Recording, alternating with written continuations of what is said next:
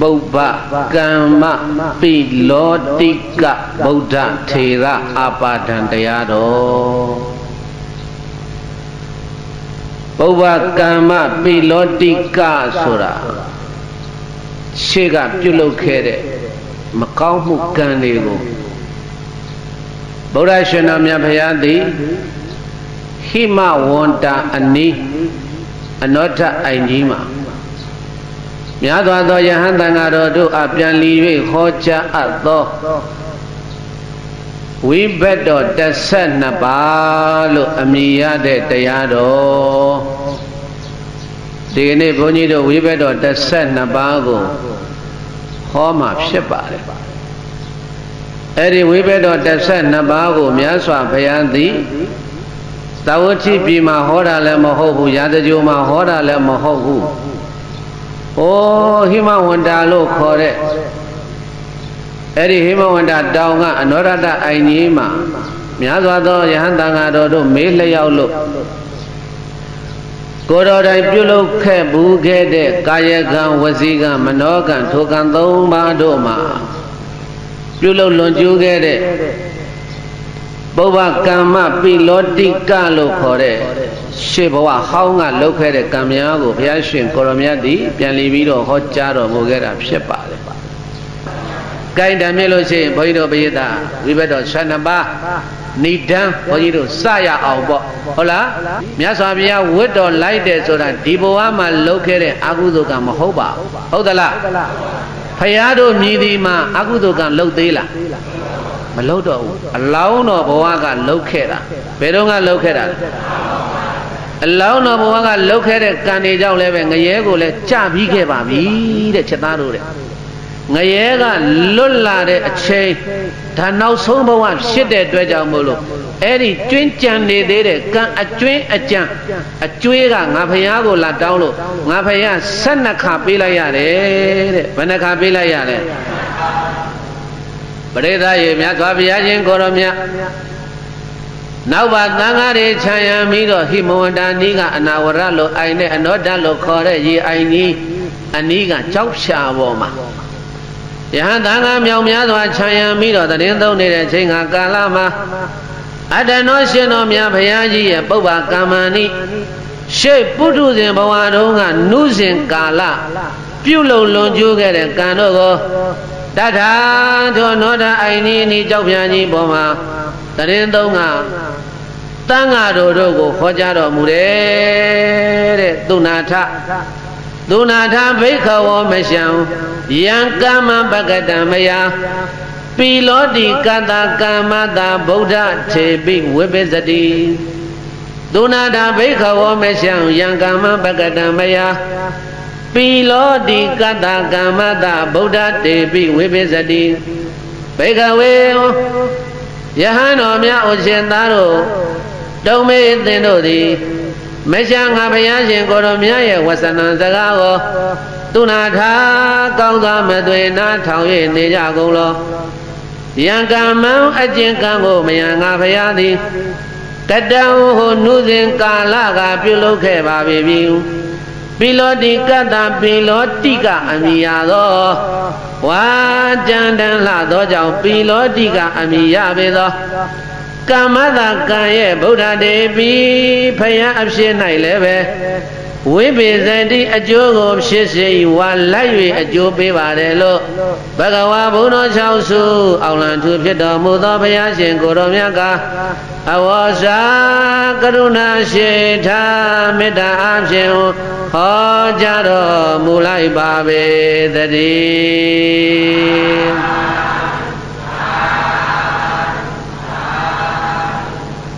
စိတ်သားတို့တဲ့လောက်ခဲ့တဲ့အကုသိုလ်ကံဆိုတာဘုရားဖြစ်တော်လည်းပဲပြေမလို့ဘူးငါဘုရားဖြစ်တာတောင်းမှလိုက်ပြီးတော့အကျိုးပေးတယ်လို့ဆိုပြီးတော့အဲ့ဒီမှာမြတ်စွာဘုရားကဝိဘတ်တော်12ပါးကိုစတင်ကဟောကြားပါတယ်လို့အဲ့တော့အဦးဆုံးဟောတဲ့ဝိဘတ်တော်ကအဝစာခံဇောတိပါလောသုကတံကတ္တဗန္တရာကုတောနုဘောဓိမုံဒတာဘောဓိပရမဒုလဘာအငါတိဇောတိပါလောဇောတိပါလာလွတ်လင်းသည် ဟုတ်တော်ဖြစ်၍တရားတော်အခါ၌ကတ္တပံကတ္တဗအမိတော်ရှိသောဒုက္ခတံမြတ်စွာဘုရားကိုဝါဆံပြောဆိုမိပါပြီမௌနာနာဥပြေကရုံမှာဘောဓိဆိုတဲ့သဗ္ဗဉာဏ်သည်ကုတော်နုဘယ်မှာရှိနိုင်ပါအနိဘောဓိဆိုတဲ့သဗ္ဗညုတဉာဏ်တော်ကြီးသည်ပရမတုံလည်းပါအလွန်တရာရာခဲ့ပြီးသွားတကားဣတိဤသို့အဟံငါသည်အဝဆံကောင်းစွာမသွေပြောကြားခဲ့ဘူးပါပေတကား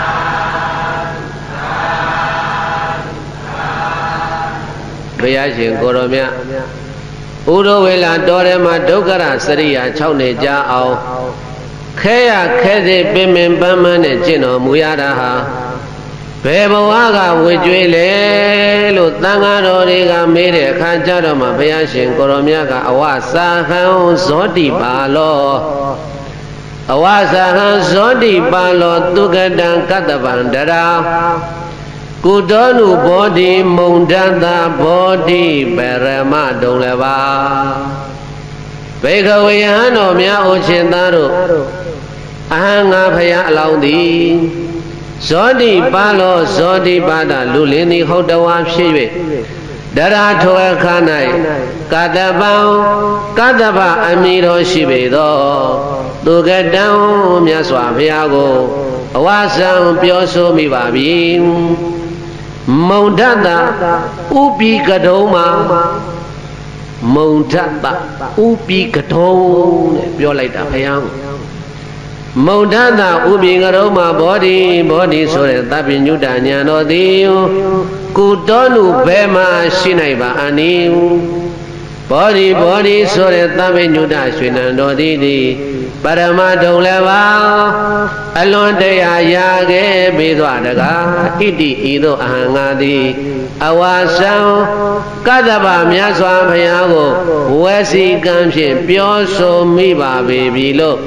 ဘဂဝါဘုန်းတော်6စုအောင်လန်းထူဖြစ်တော်မူသောဘုရားရှင်ကိုတော်မြတ်ကအဝါစာကရုဏာရှိထားမေတ္တာအားဖြင့်ဖြေကြတော်မူလိုက်ပါပေတည်း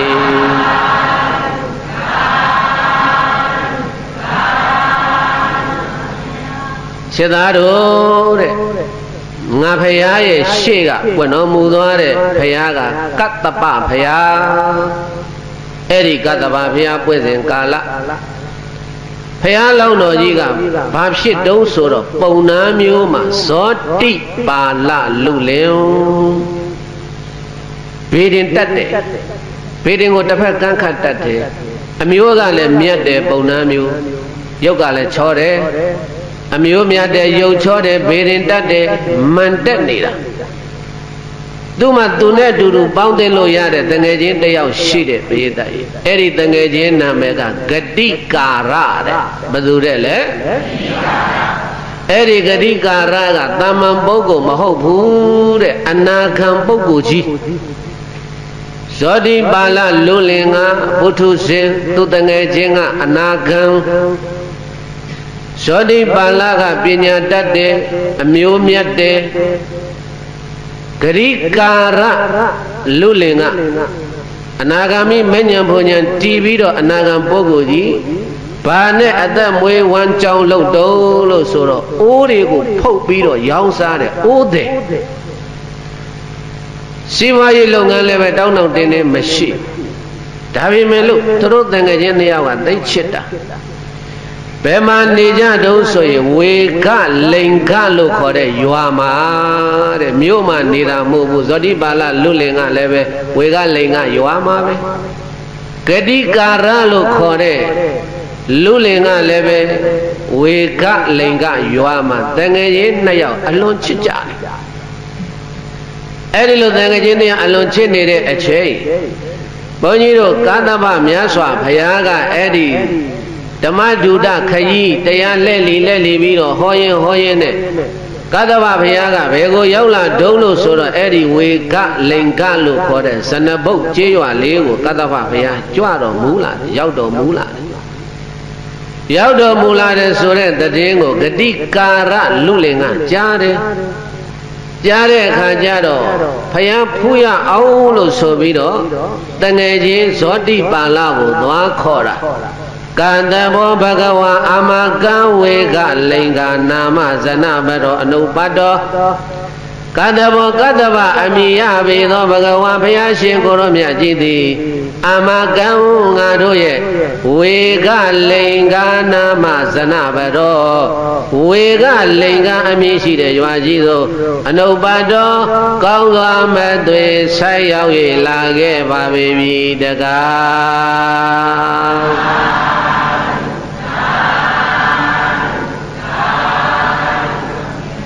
တငယ်ချင်းဇောတိပါဠရေတဲ့ငါတို့ဝေကလင်္ကာရွာကြီးကိုကတ္တဗမြတ်စွာဘုရားရှင်ကိုရောမြတ်ကြွတော်မူလာတယ်လာဖျားဘူးသွားရအောင်လာတရားနာသွားရအောင်ဂတိကာရကသွားခေါ်တာပရိသတ်ရေဘသူကသွားခေါ်တာဧဂတိကာရကသွားခေါ်တာဖျားဘူးသွားဖို့လို့တရားနာသွားဖို့လို့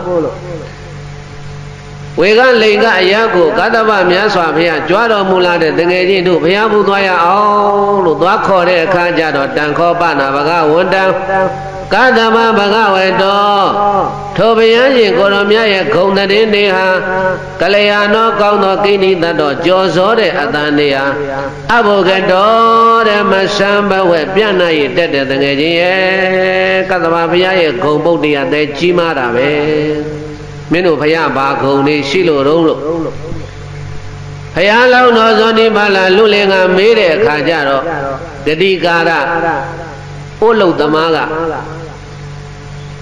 ငါတို့ကတ္တဝဘုရားရှင်ကိုရောမြတ်မှာအရဟံအစဘဂဝါအဆုံးကိုးပါးသောဂုဏ်တော်တွေနဲ့ပြည့်စုံတဲ့ဂုဏ်ကြီးရှင်ဖြစ်ပါတယ်ကွာဒီလိုသွားပြောတာ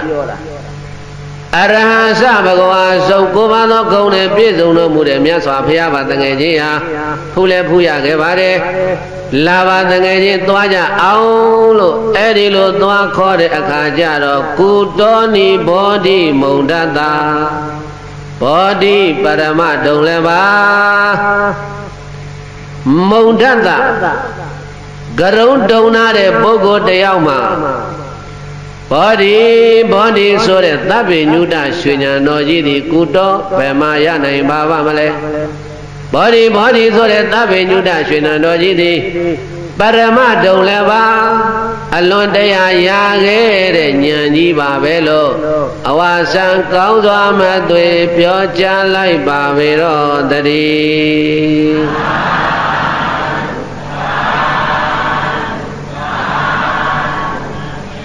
မြတ်စွာဘုရားကိုအလောင်းတော်ကြီးများဝစီကံနဲ့ပြစ်မှားတာ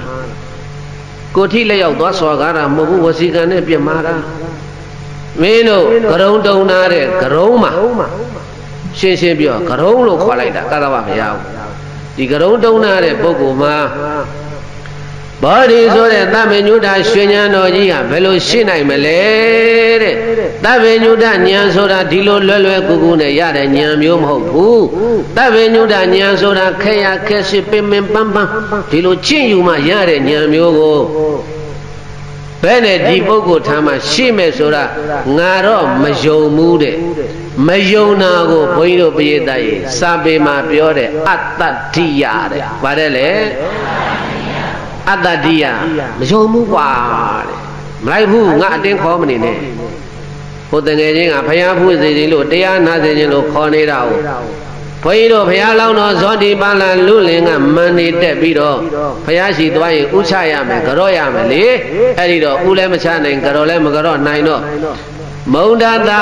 ဥပိကရုံရဲ့ထမ်းမှာဘောဓိဆိုတဲ့ဉာဏ်ကြီးသည်ကုတောနုဘမှာရှိနိုင်ပါလိမ့်မလဲဘောဓိဆိုတဲ့ဉာဏ်ကြီးပရမတုံလဘာအလွန်တရားရခဲ့ပါတယ်လို့အဲ့ဒီလိုအတင်းညင်းတော့တခါတည်းဇွတ်ကညင်းနေတာပဲညင်းတော့ဂရိကာရကပြန်သွားတယ်မခေါ်ဘူးနောက်တည့်ရက်လာပြန်ဟောလာပြီးတော့တငယ်ချင်းဒီသွားချိုးရအောင်ကွာဒီဂတိကာရကလည်းသူ့တငယ်ချင်းကိုဘုရားရှိရောက်အောင်ပို့ခြင်းနဲ့ဘုရားတရားနာစေခြင်းနဲ့ကလျာဏမိတ်တာမိတ်ကောင်းဆွေကောင်းဆိုတာဒါပြောတာ အဲ့ဒါတခါလဲနားသေးခြင်းလို့ခေါ်တာမလိုက်ဘူးမလိုက်တော့ညာခေါ်တာတကယ်ချင်းရေသွားချိုးအောင်ကွာမျက်စိအဲ့ဒီမျက်စိနဲ့ဘုရားသတင်းသုံးတဲ့နေရာနဲ့နီးနီးလေးရေသွားချိုးအောင်ဆိုတဲ့အခါကျတော့အေးရေချိုးဆိုတော့လိုက်ပဲကွာအဲ့ဒါနဲ့ရေချိုးခေါ်သွားလိုက်သွားအညီဝဇ္ဇကမ္မချိုးဆိုပြီးတော့ချောင်းထဲဆင်းပြီးတော့ရေချိုးလို့ပြီးတဲ့အခါကျတော့အဝတ်စားတွေဝတ်ဆင်ပြီးတော့ကဘာပေါ်တက်ပြီးတော့အဝတ်စားတွေလဲပြီးတော့နေဘူးသာလှုံးနေတဲ့အချိန်မှာအဲ့ဒီမန်တက်နေတဲ့ဇောတိပါဠပုံနာရဲ့ခေါင်းမှာပေါင်းနာတဲ့ခေါင်းမောင်းကိုဆွဲတာဂတိကာရကခေါင်းမောင်းအတင်းဆွဆွဲတာခေါင်းမောင်းပေါင်းနေတာပုံနာတို့ခေါင်းမောင်းပုံနာတို့ခေါင်းမောင်းပေါင်းနေတာအဲ့အတင်းဆွဆွဲတဲ့အခါကျတော့ဘာလို့တာလဲမင်းဒီဥစ္စာငါဘာလို့တာလဲလာပါကွာဖျားဘူးသွားမလိုက်ဘူးကွာဆိုပြီးတော့ခေါင်းမောင်းလှုပ်ပေးလိုက်တာခေါင်းမောင်းလှုပ်ပြီးတော့ခေါင်းမောင်းသားကြီးကဂတိကာရလက်ထဲပါသွားရောဂတိကာရလက်ထဲပါသွားတဲ့အခါကျတော့ဂတိကာရကအဲ့ဒီခေါင်းမောင်းစားပြစ်ချပြီးတော့ဘာမှမပြောနဲ့အနာကပ်လာပြီးတော့ရောင်ဆွဲတာပုံနာကရောင်ထုံးတယ်ဘုန်းကြီးတို့ဘုရားလုံးတော်ဇောတိပါဠကရောင်ပူစုလေးထုံးနာမှာပေါ့ထိတ်တဲ့မှာပုံနာဆိုတော့အဲ့ဒါတခါတည်းရောင်လုံးကိုအတင်းဆွတ်ကုတ်ထားဆွတ်ကုတ်ထားတဲ့အခါကျတော့အဲ့ဒီချိန်တော့မယုံတော့ပဲနဲ့ဇောတိပါဠလူလင်ကစဉ်းစားတယ်ဘုန်းကြီးတို့ဘုရားလောင်းတော်ကအလောင်းတော်ပဲဉာဏ်ရှိတာသူကအမျိုးနှိပ်တယ်ဇက်နှိပ်တယ်ဒီဂတိကာရဟာငါအမတန်ချစ်လို့လားတငယ်ရင်းနေနဲ့ပေါင်းနေတာလောက်ကင်စားတော့တဲ့အလောက်ကင်ကလည်းအိုးဖုတ်ပြီးတော့ရောင်းရတယ်အလောက်ကင်လည်းနှိပ်တယ်ဇက်နှိပ်တယ်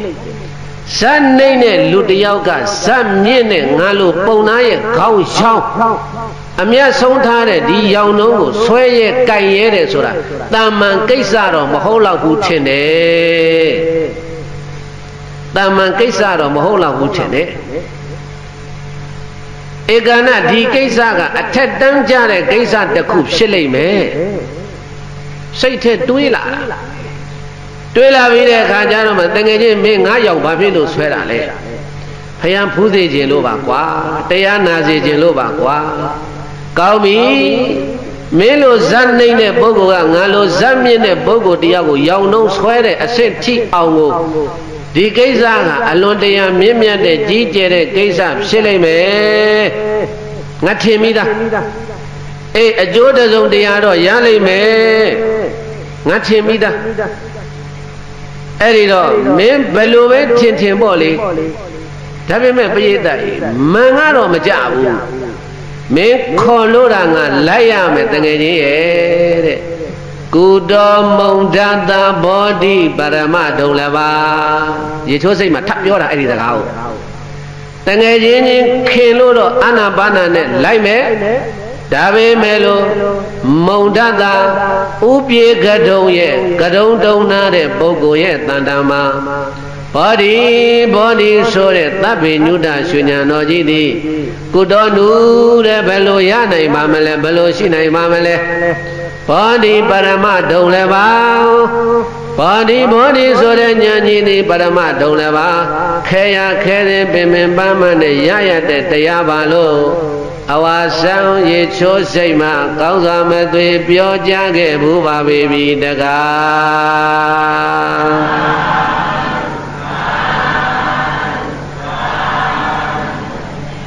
မင်းပြောတဲ့ဖယားကတော့ကွာတမန်တမောတိဉာဏ်ဆိုတာရှိနိုင်မထင်ပါဘူးလာပါတကယ်ကြီးဟာအတင်းဆွဲခေါ်သွားရောင်နှုံးလေးကင်ပြီးလိုက်သွားတယ်ဘုရားလိုက်သွားတဲ့အခါကျတော့ဘုရားရှင်ကိုရမြတ်ကိုဖူးလိုက်ရရောမန်နေကြသွားတာအဲ့ဒီကြတော့ဘုရားဖူးဘုရားကြည်ညိုလိုက်တာလေဘုရားရဲ့ရုပ်ယူပကာရအသေးတွေတော့အစင်းတော့ဘယ်သူနဲ့မှမတူတဲ့အတုလံအတုမရှိသဗ္ဗညုမြတ်စွာဘုရားရှင်ကိုရောမြတ်ကြီးကိုကိုယ်တိုင်ဖူးထွေးလိုက်ရတဲ့အခါကျတော့ဝမ်းသာလွန်းလို့ဇောတိမာလာလူလင်တဲ့ဂတိကာရပုံနာတို့ရောက်လာတဲ့အချိန်မှာဘုရားရှင်ကိုရောမြတ်ကဒါနကထာသီလကထာသက္ကကထာကာမနာအာရိနဝကထာနိခမ္မာအာနိသန္တကထာသတုသစ္စာကထာလို့ခေါ်တဲ့အနုပုပ္ပိကဒေသနာတော်အစဉ်ဘုရားရှင်ကိုရောမြတ်ဒါနအကြောင်းကစပြီးတော့ဟောတာအဲ့ဒီလိုဒါနအကြောင်းကစပြီးတော့ဘုရားဟောတော်မူတော့ ဖယားတရားကိုနားလို့ပြီးလဲပြီးရောဒေသရဲ့ဒီနေရာမှာမှတ်ထားဖယားအလောင်းတို့မြည်ဒီမှာသောတာပန်မဖြစ်ရဘူးတဂရကမဖြစ်ရဘူးအနာဂံမဖြစ်ရဘူးယဟန္တာမဖြစ်ရဘူးဖယားစုပန်ထားပြီးတဲ့ပုဂ္ဂိုလ်မှန်သမျှကသောတာပန်မတည်ဘူးတဲ့သောတာပန်တည်သွားရင်ဘုရားဖြစ်လို့မရတော့အဲ့တော့ဒေသနာတော်ဆုံးသွားတယ်ဒါပေမဲ့ဇောတိပါဠလူလင်ဘာမှမဖြစ်ဘူးဘာဖြစ်လို့မဖြစ်တုံးလို့မေးရင်ဘုရားအလောင်းမို့လို့ဒေသနာလဲဆုံးတော့ဘုရားကိုမကြည်ညိုဘူးလို့ပြောလာတဲ့အဲ့ဒီဇောတိပါဠလူလင်ဟာလောက်ချီမိုးရှိခိုးပြီးတော့လဘေယံဗန္ဒီဘဂဝတ်တော်တန်တိကေဥပသမ္မရာဗန္ဒီဘုံတော်ကြည်တော်မူသောကတ္တဗထွတ်တာရှင်တော်မြတ်ဖရာအဘုရားတပည့်တော်သည်ဘဂဝတ်တော်ဘုရားရှင်ကိုတော်မြတ်ကြီးရဲ့တန်တိကေထံတော်ဘာမှာဥပသမ္မရာရှင်ယဟန်ဖြစ်ကိုလဘေယံရလိုရတဲ့ဘုရားရဲ့လို့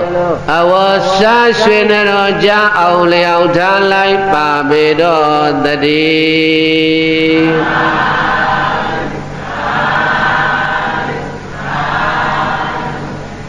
ဘုံတော်ကြီးတော်မူသောမြတ်စွာဘုရားတဲ့တပည့်တော်သင်္ကန်းဝတ်တော်မယ်ကြည်စမ်းအစောတုန်းကတော့ဖြင့်ဒီဘုရားဟာ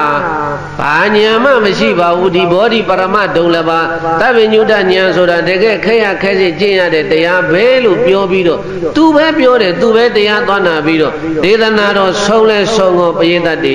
အဲ့ဒီမှာဇောတိပါဠလူလင်ဟာကတ္တဗဘုရားထံမှာယဟန်ဝိခွင့်တောင်းတယ်တဲ့ဘာလို့ခွင့်တောင်းလဲယဟန်ဝိခွင့်တောင်းတဲ့အခါကျတော့မှကတ္တဗဘုရားရှင်ကိုရောမြတ်ကဇောတိပါဠလူလင်ကိုသင်္ကန်းဝတ်ပေးတယ်ဇောတိပါဠမထေတဲ့ကဲဘုရားလောင်းတော့ဇောတိပါဠမထေတဲ့သာသနာတော်ပျော်ပျော်ကြီးနေသွားတာကတ္တဗမြတ်စွာဘုရားရှင်ကိုရောမြတ်ပြိဋိဘံစံတော်မူသွားတဲ့အခါကျတော့ကတ္တဗဘုရားရှင်ကိုရောမြတ်ရဲ့ဓာတုဇေတီကြီးကိုတည်တဲ့နေရာမှာမြို့သူမြို့သားနေသူနေသားတွေကိုစေတီတည်ဖို့လို့လိုက်လံနှိုးဆော်တိုက်တွန်းတဲ့မထေကြီးဟာအဲ့ဒါဘုန်းကြီးတို့ဘုရားလောင်းတော်ဇောတိပါဠမထေကြီးပဲတဲ့ကတ္တဗဘုရားလက်ထက်မှာအဲ့ဒါနောက်ဆုံးယဟန်ဝတ်ခဲ့တာအဲ့ဒါကိုဘုရားရှင်ကိုရောမြတ်ကတေနကာမဝိပါကေနတေနကာမဝိပါကေနအစရိဒုက္ကရံဘဟုတဘာတာနုလူဝေလာယံတတောဘောဓိပရမတတောဘောဓိမပါပုနေတေနကာမဝိပါကေနဘေကဝေယံတော်မြတ်ဩရှင်သားတို့တေနကာမဝိပါကေနထိုကံရဲ့အကျိုးကြောင့်ပုရုဝေလာယံပုရုဝေလာအမည်ရှိတဲ့တော်ကြီးထဲမှာသဗ္ဗတာနိ6နှစ်တို့ကာလပါလုံးဘုံများစွာသောဒုက္ခရံလူတမန်တို့ကျင့်နိုင်ဖို့ဝေကြံတွေးယုံများဖြင့်ကျက်တိထလောက်အောင်အလွန်ကြောက်မဲ့ပဲကောင်းတဲ့အကျင့်တွေကိုအစရိငါဖယားကျင့်သုံးခဲ့ရလေပြီတတော်ထို့နောက်မှဘောဓိဘောဓိခေါ်တဲ့သဗ္ဗညုတရွှေဉာဏ်တော်ကြီးကိုအပ္ပပုနေကောင်းစွာမသွေရခဲ့ရောက်ခဲ့ပါပြီတကား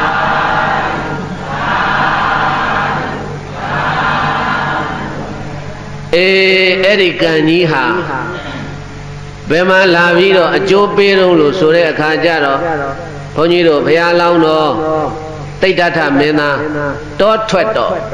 ဘုရားလောင်းတော်တောထွက်တဲ့လဟာပရိသတ်ရေဝါဆိုလဘာလလဲတက္ကရေ69ခုမဟာတက္ကရေ69ခုဝါဆိုလပြီတနင်္လာနေ့မှာဘုရားလောင်းတော်တိဋ္ဌထမင်းသားသက်တော်29နှစ်အရွယ်ရာဟုလာသာဖွားမြင့်တဲ့ညမှာတောထွက်တော်မူတယ်ဒါဗုဒ္ဓဝေအကျင့်သိပြီးသားတောထွက်တော်မူပြီးတော့ဥရဝေလတောကိုရောက်တယ်ဥရဝေလတောကိုရောက်ပြီးတော့အာလာရနဲ့ဥရကယသိတို့ထံမှာဏိခံတယ်ဏိခံပြီးတော့သူတို့ကျင့်စဉ်တွေအကုန်လုံးကျင့်လို့ပြီးတဲ့အခါကျတော့ဟိုဒါလည်းပဲနိဗ္ဗာန်ရောက်ကြောင်းတရားမဟုတ်ဘူးဆိုပြီးတော့အာလာရနဲ့ဥရကယသိတို့ကိုပြခွာပြီးတော့ဥရဝေလတောထဲမှာဒုက္ခရစရိယာဝင်ကျင့်တာအဲ့ဒါဘုရားရှင်စေဧကံဖြစ်ပါမယ်လို့ ဟောတဲ့ပုံနာ9ယောက်ကွန်တင်ညာဗတ္တိယဝဗ္ဗမဟာနာအတ္တစီသူတို့ကလည်းပဲတောထဲမှာစောင့်ပြီးတော့ဒီဘုရားလောင်းတော်သိတ္တတာမင်းသားရဲ့လိုအပ်တာတွေကိုဝေယဝိဇ္ဇာကြီးငယ်တွေကိုဆောင်ရွက်ပေးနေကြတာအဲ့တော့ဒီနေရာမှာဘုန်းကြီးတို့ပြေတာပေါင်းသူတော်ကောင်းတို့ကြားနေတာဒုက္ခရစရိယာတဲ့ဗါတဲ့လေအေးပြောနေတာကဒုက္ခစရိယာဒုက္ခစရိယာဒုက္ခစရိယာမဟုတ်ဘူးဒုက္ခရစရိယာဗါတယ်လေ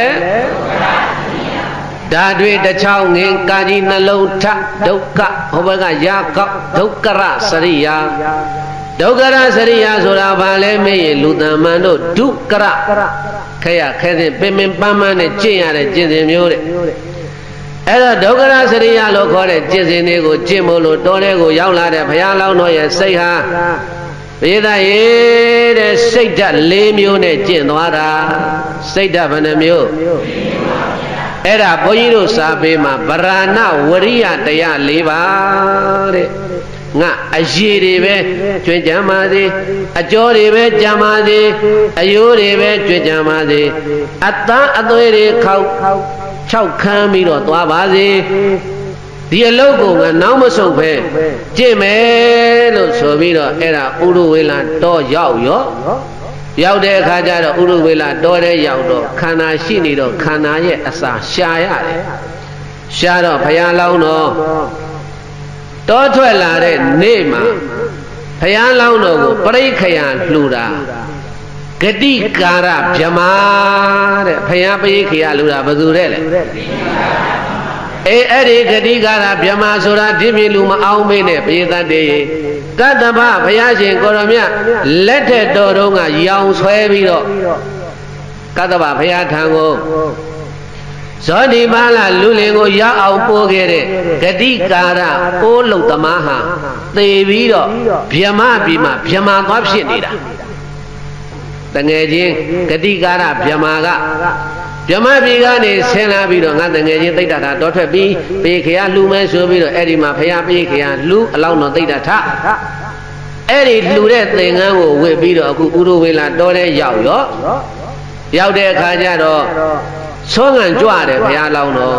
ဘယ်ကိုကြွတော့ဆိုလို့ချင်းသေနာလို့အမိရတဲ့ဏီကုံရွာကြီးကိုဘုရားလောင်းတော်သောငံဝင်ပြီးတော့ဘေသတ္တေဆုံးဖုံပေးတယ်တဲ့ဆုံးဖုံပေးလို့ပြီးတဲ့အခါကျတော့မေတ္တာဘာဝနာပွားတယ်ဘာဘာဝနာပွားလဲမေတ္တာဘာဝနာပွားပြီးတော့အချိန်လေးလာတွေကုန်လွန်ခဲ့တယ်ဒါနဲ့နောက်တော့စဉ်းစားတယ်စဉ်းစားတယ်ဘယ်လိုစဉ်းစားတော့ဆိုတော့ဒီလိုဆောခန်းနေုံနဲ့မေတ္တာဘာဝနာတွေပွားနေုံနဲ့တော့ဖြင့်ငါရည်မှန်းထားတဲ့သဗ္ဗညုတရွှေဉာဏ်တော်ကြီးရမှာမဟုတ်တော့ဘူး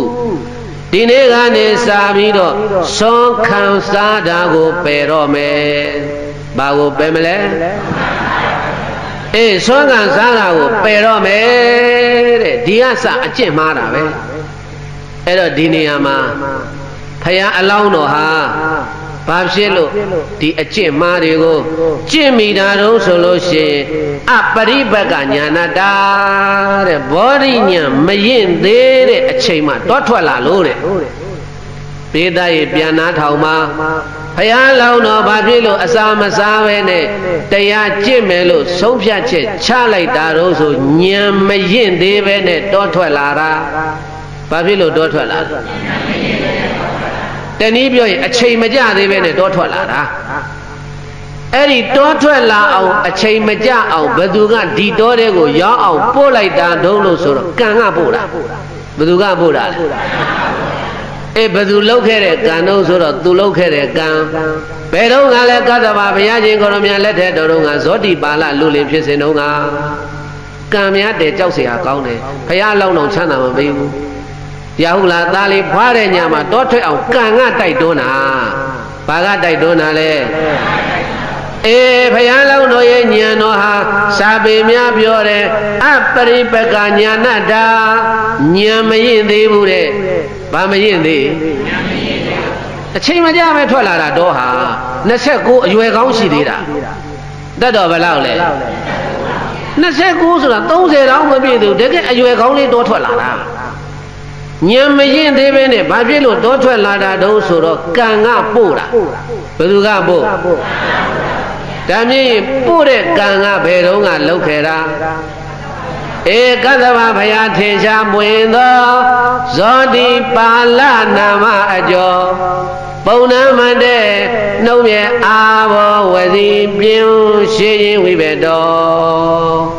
ဝစီကံများကြောက်เสียတဲ့ကောင်းတခါတည်းရာဟုလာသားဖွားတဲ့နေ့သားလေးတော့နန်းကြီးနဲ့မနန်းတဲ့ပဲနဲ့ပြစ်ချထားခဲ့ရတာတခါတည်းတော်တဲ့ကိုရောက်အောင်ကံကလည်းအတင်းသုံးပို့လာရောက်သွားရောတော်တယ်ရောက်သွားပြီးတဲ့အခါကျတော့ဆွမ်းခံစားနေတာဗြဟ္မဆွမ်းခံစားနေရနေဟိုဒီဆွမ်းခံတာအလုပ်ရှုပ်တယ်အဲ့တော့ဘယ်နဲ့လုံးမလဲဘာမှမစားဘူးဆွမ်းခံတာကိုရမယ်ဆွမ်းခံတာရမယ်ဆိုပြီးတော့နောက်တစ်ဆင့်ပရိသတ်တွေဘယ်လိုတက်ပြီးတော့ကျင့်လာတော့လို့ဆိုတဲ့အခါကျတော့ဥရဝေလာတောအတွင်းမှာအလိုလိုကြွေကြနေတဲ့သစ်သီးတွေကိုတစ်လုံးစားနှလုံးစားကောက်ပြီးတော့သွားတော်မူသေနာဏီကုန်းကိုလည်းပဲဒီတောထဲမှာဗာသစ်သီးတွေ့တဲ့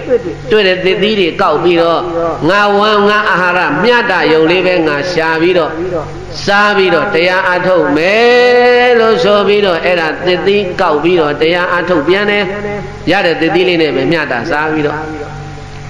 အဲ့လိုတရားထုတ်တော်လည်းပဲပြေသတ်တွေသဗ္ဗညုတဉာဏ်မရပြန်ဘူးတဲ့မရတဲ့အခါကျတော့တော်တော်လေးကြာတော့စဉ်းစားလာပြန်တယ်ဒီသစ်သီးကောက်ရတာဟာပလီဘောတာတည်များတာပဲတော်ကြဟိုသစ်ပင်အောက်သွားတော်ကြဒီသစ်ပင်အောက်သွားနဲ့အလုံးရှုပ်တဲ့အဲ့တော့ငါထိုင်တဲ့သစ်ပင်ဘယ်ပင်ဖြစ်ဖြစ်ထိုင်မှာပဲထိုင်တဲ့အပင်ကကြွေကြတဲ့သစ်သီးကိုသာလင်းငါစားတော့မယ်တဲ့တော်နဲ့တောင်နဲ့လဲ့လေပြီးတော့ငါသစ်သီးမကောက်တော့ဘူးလှုပ်လာပြန်ရောဒါနဲ့ထိုင်နေတယ်သစ်သီးကြွေကြတယ်ကောက်စားတယ်မကြွေကြတဲ့နေမစားဘူးသစ်သီးကနေတိုင်းပဲကြွေမှာတော့လို့အဲ့ဒီလိုတွေဖြစ်လာတာအဲ့ဒီလိုနဲ့တခါတဆင့်တက်လာပြန်တယ်ဒီဒုက္ခရစရိယဆိုတာသေသေးချာချာနားထောင်ကြည့်ပေးတဲ့ရေးပရမဆွန့်ဖြတ်တယ်ဆွန့်ဖြတ်ပြီးတဲ့အခါကျတော့အခုကြည်သန်းသစ်သီးကောက်စားတယ်သစ်သီးကောက်စားတာကနေမကောက်တော့ဘူးအလုံးရှုပ်တယ်ဆိုပြီးတော့ကြွေကြလာတဲ့သစ်သီးကိုသာလင်းစားပြီးတော့နေမယ်လို့ဆိုပြီးတော့ဘုရားတတ်တယ်အဲ့ဒီလိုကောက်ယူသုံးဆောင်ပြီးတော့ဘုရားလောင်းတော်နေတော့ဘာတွေအထုတ်လဲအဲ့ဒီမှာဘုရားအထုတ်တဲ့တရားအလောင်းတော်အထုတ်တဲ့တရား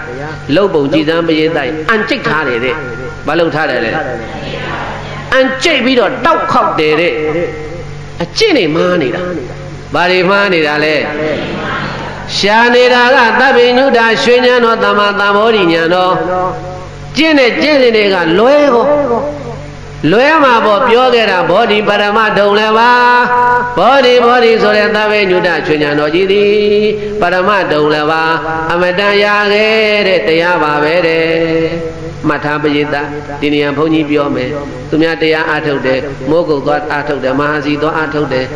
စောလွန်သွားအားထုတ်တယ်ဝေဘူးသွားအားထုတ်တယ်ဆယ်မိုင်ကုန်းသွားတယ်ကိုဝေနေရနဲ့ကိုတတ္တဝါနဲ့ကိုတရားနဲ့ကိုလာရတာမိုးကုတ်သမားကမဟာစီပါပြောတယ်နင်းမဟာစီတရားမနတတ်ဘူးလေမပြောမလုံနဲ့မပြောကောင်းဘူးသူများအားထုတ်မဲ့တရားမဟာစီသမားကလည်းမိုးကုတ်ပါပြောတယ်အင်းတို့မိုးကုတ်ကလည်းဖြစ်တာတွေပြက်တာတွေပရိသသမုပ္ပါလဲတယ်ဒါနဲ့ပဲပြီးနေတာဟောတာနဲ့မပြောကောင်းဘူးဘုရားဟောတဲ့တရားတွေဘာဟောတဲ့တရားတွေလဲဘုရားဟောတဲ့တရားတွေသူများကြည့်မယ်ဆိုတာသွားပြီးတော့မတားနဲ့သူများတရားနာနေတယ်တက်ဆက်ခွေသွားမပိတ်နဲ့ဓမ္မန္တရထိုက်တယ်ဘာထိုက်လဲသူများတရားတဲ့အာယုံဆိုင်ပြီးနာနေတာဒီဆိုးတာလေပိတ်ထားတဲ့ကက်ဆက်ကိုကြီးတောင်းဆိုသွားပြီးတော့ဟောတရားအာယုံပြတ်သွားဟောအဲ့ဒါလောက်ကောင်းလားအေးမလို့ကောင်းတာအဲ့ဒါကာယကံနဲ့သူများတရားကိုသွားစော်ကားတာဝစီကံနဲ့လည်းမစော်ကားနဲ့ယခုဘုရားလောင်းတော်ကြည်သမှာဘောဓိပရမတုံလည်းပါမုဒ္ဒတာဥပိကရုံမှာဘောဓိဆိုတဲ့ဉာဏ်ဒီကုတော်နုဘယ်မှာရှိနိုင်ပါအနိဝစီကံနဲ့စော်ကားတာသူများတရားအထုတ်မယ်ပြောခွင့်တောင်းရင်ဒကမာကြီးတွေရှိဒကာကြီးကခွင့်တောင်းရင်ခွင့်ပေးလိုက်တရားသွားအထုတ်မယ်ဆိုသွားအထုတ်ကြိုးစားသာသနာနဲ့တွေ့တော့အထုတ်ရတာအထုတ်ဟဲ့ကြိုးစားဟဲ့တိုက်တွန်းပေးရတယ်တရားအထုတ်ဖို့သွားမယ်ဆိုဘာသာလုံးပါလဲဘယ်နည်းကြာမှာလဲဒီမှာနောက်ပိုင်းဖြစ်ပါမလားဘာလားညာလားဆိုသူများရမယ်တရားသူများတက်မဲ့ဉာဏ်ကိုသွားပြီးတော့ပိတ်ပင်ရင်ဘေးတိုက်ကိုတရားမတက်ဘူးတဲ့ ဘာမတက်ဘူးတဲ့ကိုတရားထုတ်ရင်တရားမတက်ဘူးအဲ့ဒါမှတ်ထားအခုဓမ္မကြီးဘုန်းကြီးတို့ဘုရားလောင်းတော်ကြီးတော်တယ်မှာကျင့်နေတဲ့တရားဟာအလွဲလွဲအချော်ချော်တွေအကုန်လုံးဖြစ်ကုန်တာဘယ်လိုဖြစ်လဲတဲ့အန်ကျိတ်ပြီးတော့တောက်ခောက်တယ်တဲ့အန်ကြီးကျိတ်လိုက်တောက်တွေခောက်လိုက်အန်ကြီးကျိတ်လိုက်တောက်တွေခောက်လိုက်နဲ့အဲ့ဒီလိုအန်ကျိတ်တောက်ခေါင်ပြီးတော့ပြေသားရဲ့အာကြည့်တဲ့သမာဝိတ္တနဲ့ရှင်တဲ့ကုသိုလ်စိတ်နဲ့ကာမဝိတ္တမိစ္ဆာဝိတ္တတွေကိုအကုသိုလ်တွေကိုဖြစ်ခွင့်မပေးရရင်ကောင်းမယ်လို့ဆိုပြီးတော့အကုသိုလ်စိတ်တွေကိုဝရိယမိမှုနဲ့ခွဲရရင်ခွဲပြရရင်ခွာပြရရင်ကောင်းလိမ့်မယ်လို့ကြံစီတော်မူတယ်။အန်ကျိတ်တောက်ခါပြီးတော့ကုသိုလ်စိတ်နဲ့အကုသိုလ်စိတ်ကိုနှိမ်နေတော်မူတယ်။အဲ့ဒီချိန်မှာဘယ်လိုခံစားရတော့ဆိုရင်ဘုန်းကြီးတို့ပြည်သားအခုကိုယ့်အကိုလှုပ်ကြည့်သမ်းအန်ကျိတ်လိုက်တောက်ခေါက်လိုက်အန်ကျိတ်လိုက်တောက်ခေါက်လိုက်ဆိုတော့ဘယ်နဲ့ဖြစ်လာတော့လို့ဆိုတော့ဘုရားလောင်းတော်ရဲ့ခန္ဓာကိုယ်ဂျိုင်းညာကနေပြီးတော့ချွေးတွေဟာလေရေအိုးနဲ့ရေများလောင်းချလိုက်သလိုလေတကလောက်ဟောကြလာတာတခါလေသုံးမနိုင်ဘူးချွေးတွေကြလာတယ်ဂျိုင်းညာနှစ်ဖက်ကနေပြီးတော့ချွေးတွေကြလာတာအဲ့ဒါဘုန်းကြီးတို့စာပေမှာဥပမာပေးထားတယ်အလွန်အားကောင်းတဲ့ယောက်ျားတစ်ယောက်ဟာအားနည်းနေတဲ့ယောက်ျားတစ်ယောက်ကိုခေါင်းငါပဲဖြစ်ဖြစ်ပခုံးငါပဲဖြစ်ဖြစ်ဖိပြီးတော့တအားတခါတဲ့နှိမ့်ချလိုက်သလိုပဲတဲ့မငုတ်တုတ်ထိုင်းနေတာအပေါ်ကနေပြီးတော့အားနည်းနေတယ်အားမရှိတဲ့လူကို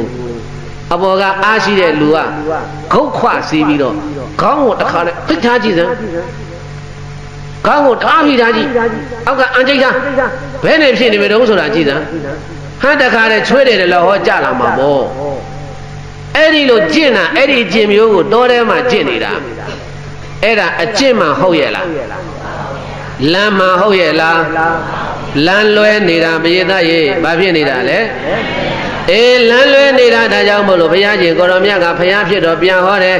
နာဟံဧတေနာမေကေနပါပုနေဘောဓိမုဒ္ဓမံကုံမဲ့ခေနာကဝေသိတံပုဗ္ဗကံမေနဝါရီတော်ဘေကဝေဟံတော်များဥจิตသားတို့အာငါဘုရားရှင်ကိုရောမြတ်ကြီးသည်ဧတေနာမေကေနထိုပြုခဲ့သွားသောဒုက္ခရစရိယဟုသောအကြောင်းကြောင့်ဘောဓိမုဒ္ဓမမြတ်သောဘောဓိဉာဏ်ကိုနာပါပုနေမရောက်ခဲ့ပါဘူးတဲ့အဲ့ဒီအကျင့်နေနဲ့ငါဟာသဗ္ဗညုတဉာဏ်ကြီးကိုမရခဲ့ဘူးတဲ့ပုဗ္ဗကံမေနာရှင်အာဟုသောကံဤကာရီတော်ပြုအပ်ခဲ့သည်ဖြစ်၍ကောဝေကေနာမှားသောလမ်းခီဖြစ်လာလျင်ကဝေတံသဗ္ဗညုတရွှေဉာဏ်တော်ကြီးကိုကောင်းစွာမသွေတလဲလဲနဲ့ရှာမိခဲ့ရပါပေပြီတကား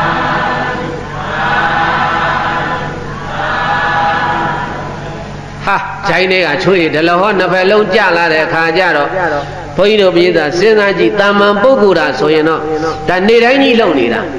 ချွေးထွက်လွန်တယ်ကြည့်စမ်းဖြစ်နေတာအဲ့ဒီလိုဖြစ်လာပြီမဲ့လို့အဘောကယောက်ျားတစ်ယောက်တက်ထိုင်ပြီးတော့ခေါင်းကိုဖိထားသလိုဒီဝေဒနာမျိုးကိုခံစားရပြီမဲ့လို့ဘုရားလောင်းတော်ရဲ့ဝရိယကနောက်ဆုံးပဲတော့မထင်နဲ့ဝရိယကအလွန်ပြင်းပြင်းထန်ထန်နောက်ဆုံးသွားတယ်လို့မရှိဘူးတဲ့တတိလည်းမလစ်ဘူးတဲ့တတိကောင်းတယ်တဲ့ဘာကောင်းလဲဘုရားရဲ့တတိလည်းမလစ်ဘူးတဲ့ဘုရားလောင်းတော်ကြီးတတိလည်းကောင်းတယ်အဲ့ဒီလိုအာထုတ်နေလို့ဒီအာထုတ်တဲ့နီးဟာမမှန်တော့မဆင်းရဲဘူးလားအဲ့ဒီလိုဆင်းရဲနေလို့နီးမမှန်လို့တကောလုံးပူပြီးတော့ငြိမ့်အိမ်မှုကိုမရဘူးတဲ့ဒါပေမဲ့လို့ပရိသတ်တွေစိတ်ဓာတ်မကြဘူးတဲ့ဘာမကြဘူးတဲ့လဲစိတ်ဓာတ်တွေမကြဘူးတဲ့စိတ်ဓာတ်နောက်မဆိုသွားဘူးတဲ့အဲ့ဒီလိုရက်ရှည်လာများကြီးအာထုတ်ပါတော့လည်းပဲသဗ္ဗညုတဉာဏ်ကိုမရတဲ့အတွက်ကြောင့်မို့လို့ကိုင်းဒီကျင့်စဉ်ကြီးဟာနေရာမကျသေးပါဘူးနောက်ထပ်ငါကျင့်စဉ်တစ်ခုကိုထပ်ကျင်အောင်မယ်ဘာကျင့်စဉ်တော့ဆိုလို့ရှိရင်ဘေးသားရေးဝင်လေထွက်လေကိုချုပ်တီးအောက်ထားတဲ့ကျင့်စဉ်တဲ့လာပြန်ပြီတစ်မျိုး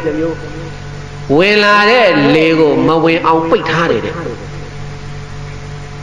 ပိုက်ထဲမှာရှိနေတဲ့လေတွေဘုန်းကြီးတို့ခန္ဓာကိုယ်မှာပထဝီ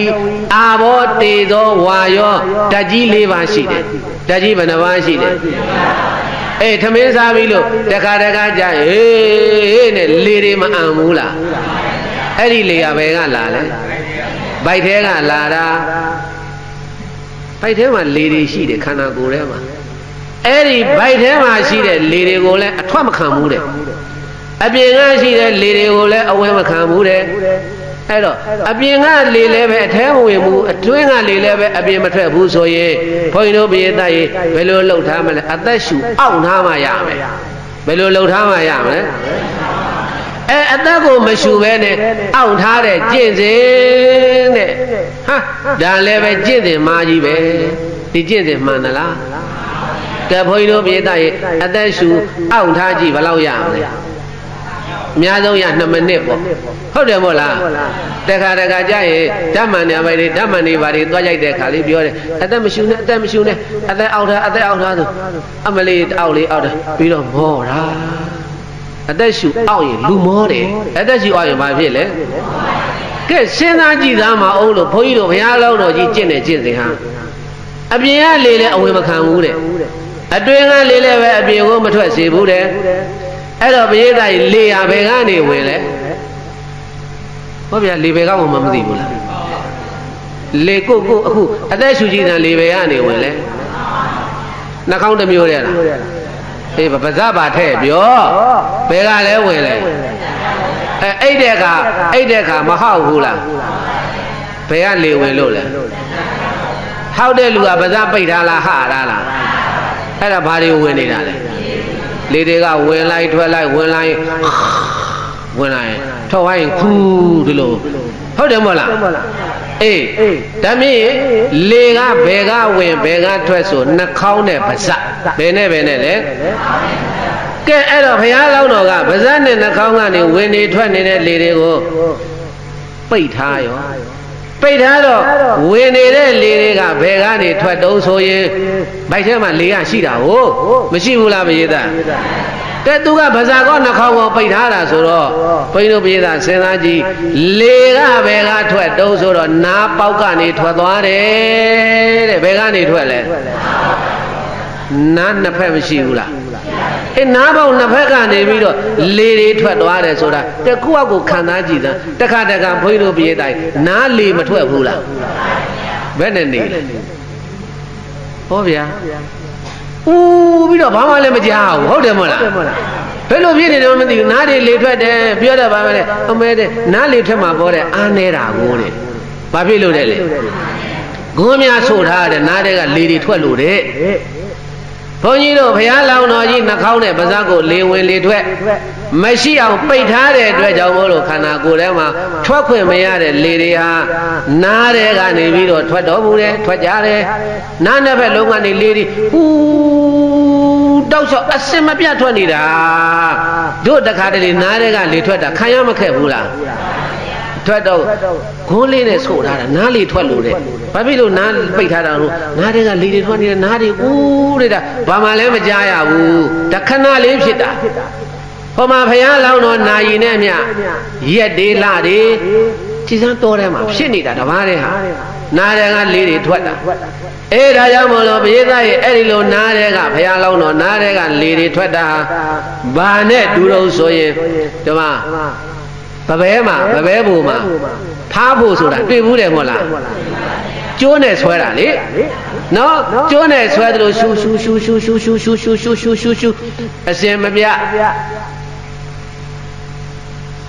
အစင်မပြထွက်တဲ့ဖားဖို့ကြီးလိုပဲတဲ့တို့ဘုရားလောင်းတော်ကြီး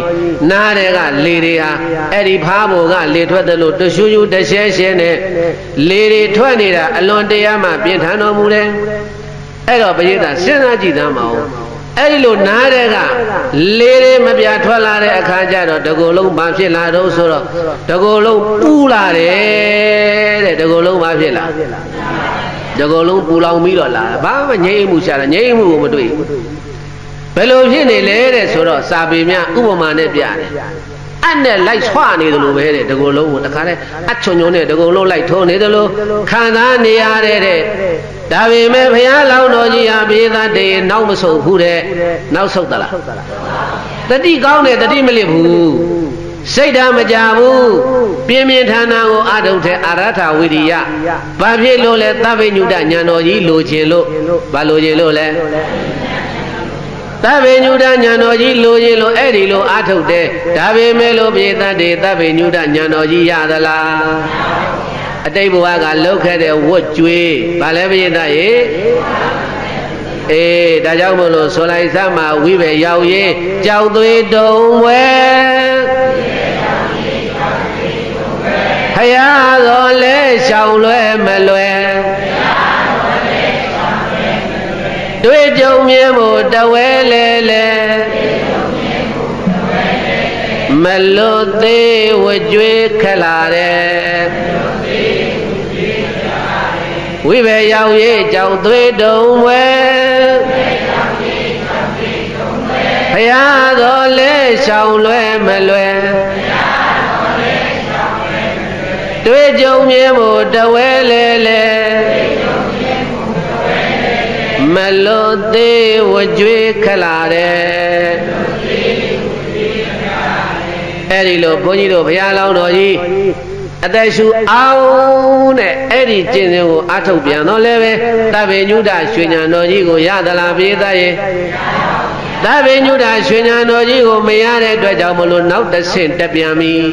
ဘုရားဒုက္ခရစရိယကျင့်ပုံကိုဘုန်းကြီးတို့အသေးစိတ်ပြောပြတယ်ဒါမှဘုရားကျေးဇူးဘုရားဘလို့ခဲရခဲစင်းတဲ့ဒီသာနာတော်ကြီးကိုတည်ထောင်ခဲ့ရတယ်ဒီသာသနာတော်ကြီးဖြစ်ပေါ်ဖို့လို့ဒီလိုတရားဓမ္မတွေကိုကုသိုလ်မှအကုသိုလ်မှသိအောင်ဟောနိုင်ဖို့လို့ကိုတော့ဒုက္ခခံပြီးတော့ဘယ်လိုကျင့်ကြရတယ်ဆိုတာကိုဘုရားအကြောင်းကိုသိလေဘုရားကိုကြည်ညိုလေပြေးတတ်ပါတယ်လေဘုရားအကြောင်းကိုသိလေဘုရားကိုကြည်ညိုလေအခုကြည်စမ်းအာထုတ်ပုံကြီးဟာတဲ့ကြောက်เสียကောင်းတာပဲနားတွေကလေးတွေထွက်ဒါနဲ့ရှစ်တဆင်တိုးရှစ်တဆင်တိုးတော့ဘယ်နဲ့လုံတုံးဆိုတော့ငါကပါဇက်နဲ့နှာခေါင်းကလေတွေမဝင်နိုင်မထွက်နိုင်အောင်ပိတ်တယ်ဒါပဲပဲလို့နားပေါက်ကနေပြီးတော့လေတွေထွက်နေတယ်အဲ့ဒီတော့ဒီထွက်နေတဲ့လေတွေကိုမထွက်နိုင်ရအောင်နားနှစ်ဖက်ကိုလည်းပဲပိတ်မယ်တဲ့စဉ်းစားကြည့်သားမအောင်ရှိသမျှလေတွေထွက်နေတာကိုပိတ်မထွက်ဘူးနားနှစ်ဖက်လုံးကိုတစ်ခါပိတ်မယ်တဲ့ဖြစ်ပြန်ရောကျင့်စဉ်ကဒီကျင့်စဉ်ကလည်းပဲဘုန်းကြီးတို့ပြေးသားရေးကျင့်စဉ်အမှန်လားကျင့်စဉ်အမှားလားကဲအဲ့ဒီလိုပါးစပ်လည်းပိတ်နှာခေါင်းလည်းပိတ်နားလည်းပိတ်တဲ့အခါကျတော့ဘုန်းကြီးတို့ပြေးသားရေးလေတွေကဘယ်ကနေပြီးတော့ထွက်တုံးလို့ဆိုလို့ရှိရင်ထွက်เสียနေရာမရှိတော့ဘူးလေကဘယ်မှထွက်လို့မရတော့လေကထွက်เสียနေရာမရှိဘူးဘုန်းကြီးတို့ပြည်သက်ကကတိကသာပြောလိမ့်မယ်ကိုတော့ရှိတဲ့ကြီးကထွက်ပါလားရှိတဲ့ကြီးကလည်းထွက်လို့မရအောင်ထိုင်နာတာဘယ်လိုထွက်လို့ရမလို့မတ်တရနေတော့ဟုတ်မှာပေါ့အောက်ဆုံးတဲ့လေဆိုတာရှိသေးတာကိုဟုတ်တယ်မို့လားအဲ့တော့ထိုင်နာတာလေဖိပြီးထိုင်နာတာဘယ်လိုထွက်မလဲဒီလေဟာ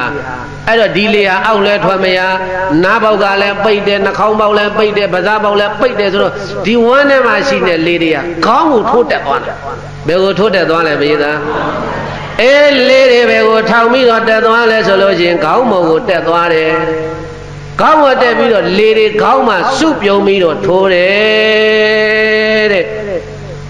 ဘာနဲ့ဥပမာတူလဲဆိုရင်အားကောင်းတဲ့လူကအားနေတဲ့လူရဲ့ဥခေါင်းကိုဥပမာလေးပေးထားတာရှိတယ်ဘေးသားကြီးအခုမလားကောင်းတဲ့သူကအားနေနေတဲ့လူရဲ့ဥခေါင်းကိုဖိနှိပ်ပြီးတော့ခေါင်းထဲကိုစူးတစ်ချောင်းရိုက်သွင်းကြည်သားစူးတစ်ချောင်းရိုက်သွင်းပြီးတော့ဖိပြီးတော့ငယ်ဒိတ်တဲ့မှာစူးနဲ့မွေးနေသလိုပဲတဲ့ဘယ်တော့ခံရခံမလို့ဆိုတာကြည်သားဒါထင်ရှားတဲ့ဥပမာပေးတာကိုဘိုးဘော်ခွစီအောက်ကလူကပိန်သေးသေးအပေါ်ကလူကဝတ်တုတ်တုတ်အခုမလားကောင်းတဲ့လူငယ်ဒိတ်ကိုစူးရိုက်ချပြီးတော့အဲ့ဒီငယ်ဒိတ်မှာစူးနဲ့မွေးနေသလိုတဲ့ဘုရားလောင်းတော်ကြီးခံစားနေရတဲ့ဒုက္ခဝေဒနာဒုက္ခဝေဒနာဘလောက်တောင်ခံရခံမလို့ဆိုတာဘုန်းကြီးတို့ပြည်သားပေါင်းသူတော်ကောင်းတို့စဉ်းစားကြည့်ဒါပဲမဲ့လို့ဘုန်းကြီးတို့ပြည်သားရေဘုရားလောင်းတော်ကြီးစိတ်ဓာတ်ကြသလားစိတ်ဓာတ်မကြဘူးပြည်သားရေတတိလည်းမလစ်ဘူးတဲ့ကြည်သားမအောင်စိတ်ဓာတ်လည်းမကြဘူးတတိလည်းမလစ်ဘူးဝရိယကလည်းပြင်းပြင်းထန်ထန်နဲ့ကြိုးစားပြီးတော့အားထုတ်လိုက်တာဘယ်လိုဖြစ်လဲဒီကိုယ်လုံးပူ ပြီးတော့ဘယ်လိုမှငြိမ့်မှုလည်းမရဘူးလို့ဖြစ်နေတယ်အဲ့တော့ရက်ရှည်လာများဒီကျင့်စဉ်ကြီးကိုကျင့်လာတော့လည်းပဲပရိသတ်တွေအလွန်ပြင်းထန်တော့လေတွေကခေါင်းကိုတက်ထိုးတော့ခေါင်းကြိုက်တဲ့ဝေဒနာဘာဝေဒနာခံစားအိုးဘလောက်တောင်ကြိုက်မလို့ဆိုတာကြည်သားမအောင်အခုတို့ရိတ်တာမှာယောဂီတွေတရားမှတ်ကြဒီမှာ10စက္ကန့်9စက္ကန့်နေယောဂီတွေတရားသားမဝင်ဘူးလားတရားဝင်မှုတဲ့ပုဂ္ဂိုလ်တရားထိုင်မှုတဲ့ပုဂ္ဂိုလ်တွေမများဘူးလားတရားထိုင်မှုတဲ့ပုဂ္ဂိုလ်တွေတရားအထုတ်မှုတဲ့ပုဂ္ဂိုလ်တွေစက္ကန့်ဝင်မှုတဲ့ပုဂ္ဂိုလ်တွေများတော့ခေါင်းကြိုက်တဲ့အခါကျတော့ဘာလို့လဲဆေးတောက်တယ်ဘာလို့လဲပရိသတ်ကြီးကောင်းကြိုက်လို့တဲ့ကြိုက်တဲ့ပြောင်ဆေးလေးမရှိဘူးလားယောဂီရှိတယ်ဟိုယောဂီကလည်းထည့်လာတာဆေးတစ်တာပါလာတယ်လေဆေးပလင်းလေးတွေရှာပြီးတော့နေအောင်မျက်မှန်ကြီးတက်ပြီးတော့နေအောင်ဒါကပါရာစီတမောဒါကဗာမီတွန်နေအောင်ယောဂီဒီဗာမီတွန်နေမသောက်နဲ့ဗာမီတွန်သောက်ယောဂီအိမ်ငိုင်းနေမဟုတ်မသောက်နေဟိုပါရာစီတမောသောက်တောက်တို့ဆေးတွေပါလေအစင်သင်းတို့တရားရှာတာကဟိုမှာဖះလောင်းတော်ခေါင်းကြိုက်နေပြီဖះလောင်းတော်ဘာဖြစ်နေလဲပါရာစီတမောရှိလား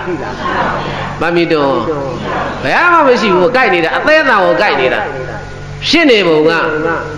ဒါပေမဲ့ပရိသတ်တွေဝရိယမလျော့ဘူးတတိမလီဘူးစိတ်ဓာတ်မကြဘူးတို့ယောဂီတို့ခေါင်း3ရက်လောက်ကြိုက်တည်သားမလားတရားမှတ်တာနည်းနည်းလျော့သွားပြီ။ဘာပြောလဲခေါင်းကြီးကြိုက်နေတယ်သွေးများတက်နေလားမသိဘူး။ဘုံဘုံဖေသွေးပေါင်သွားပြန်ချေဦးမယ်အေးပြန်သွားဆိုပြန်မလာတော့ဘူး။သွေးပေါင်ချိန်တာပြန်မလာနောက်ဆုံစားကြီးတဲ့ကသွေးတက်နေလို့တဲ့ဆရာဝန်ကပြောလို့တဲ့အဲ့ဒါကြောင့်မို့လို့တရားဆက်မမှတ်တော့တာဗျာတဲ့နောက်တကြံမတဲ့အောင်မ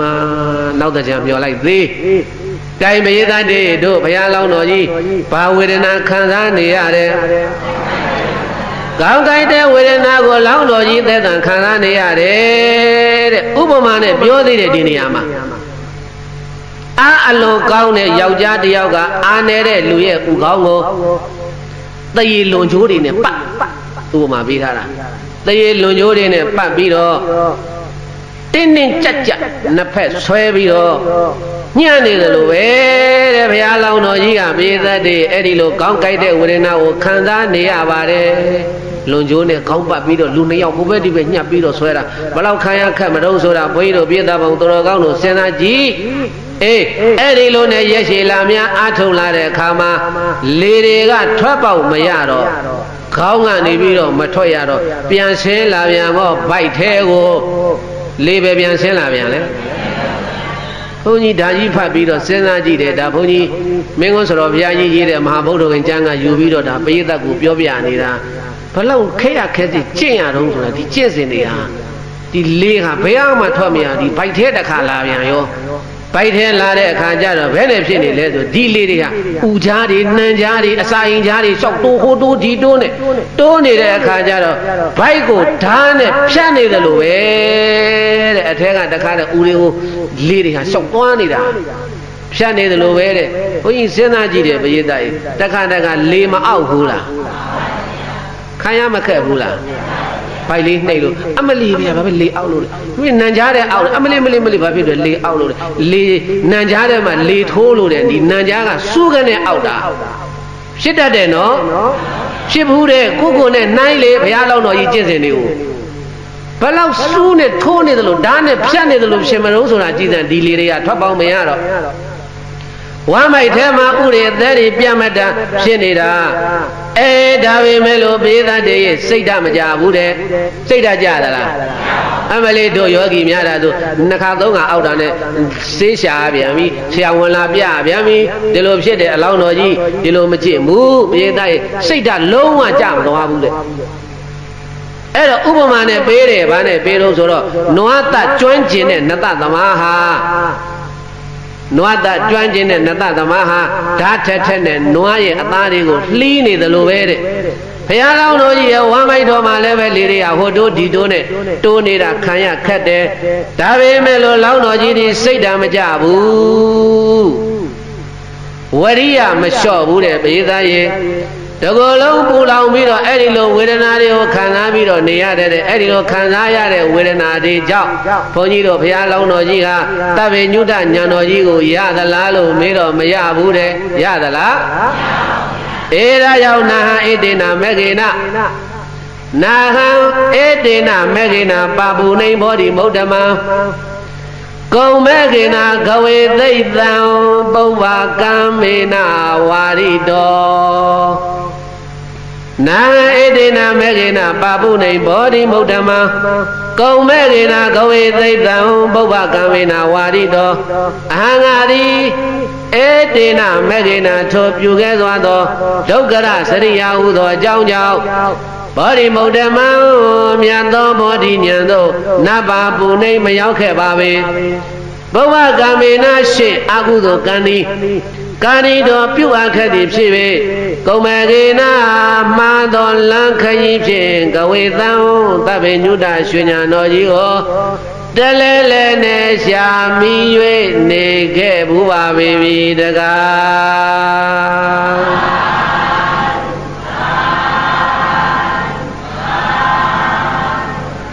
အေးပရိသတ်တကူလုံးပူလောင်ပြီးတော့အဲ့ဒီလိုရက်ရှည်လာများအားထုတ်တဲ့အခါကျတော့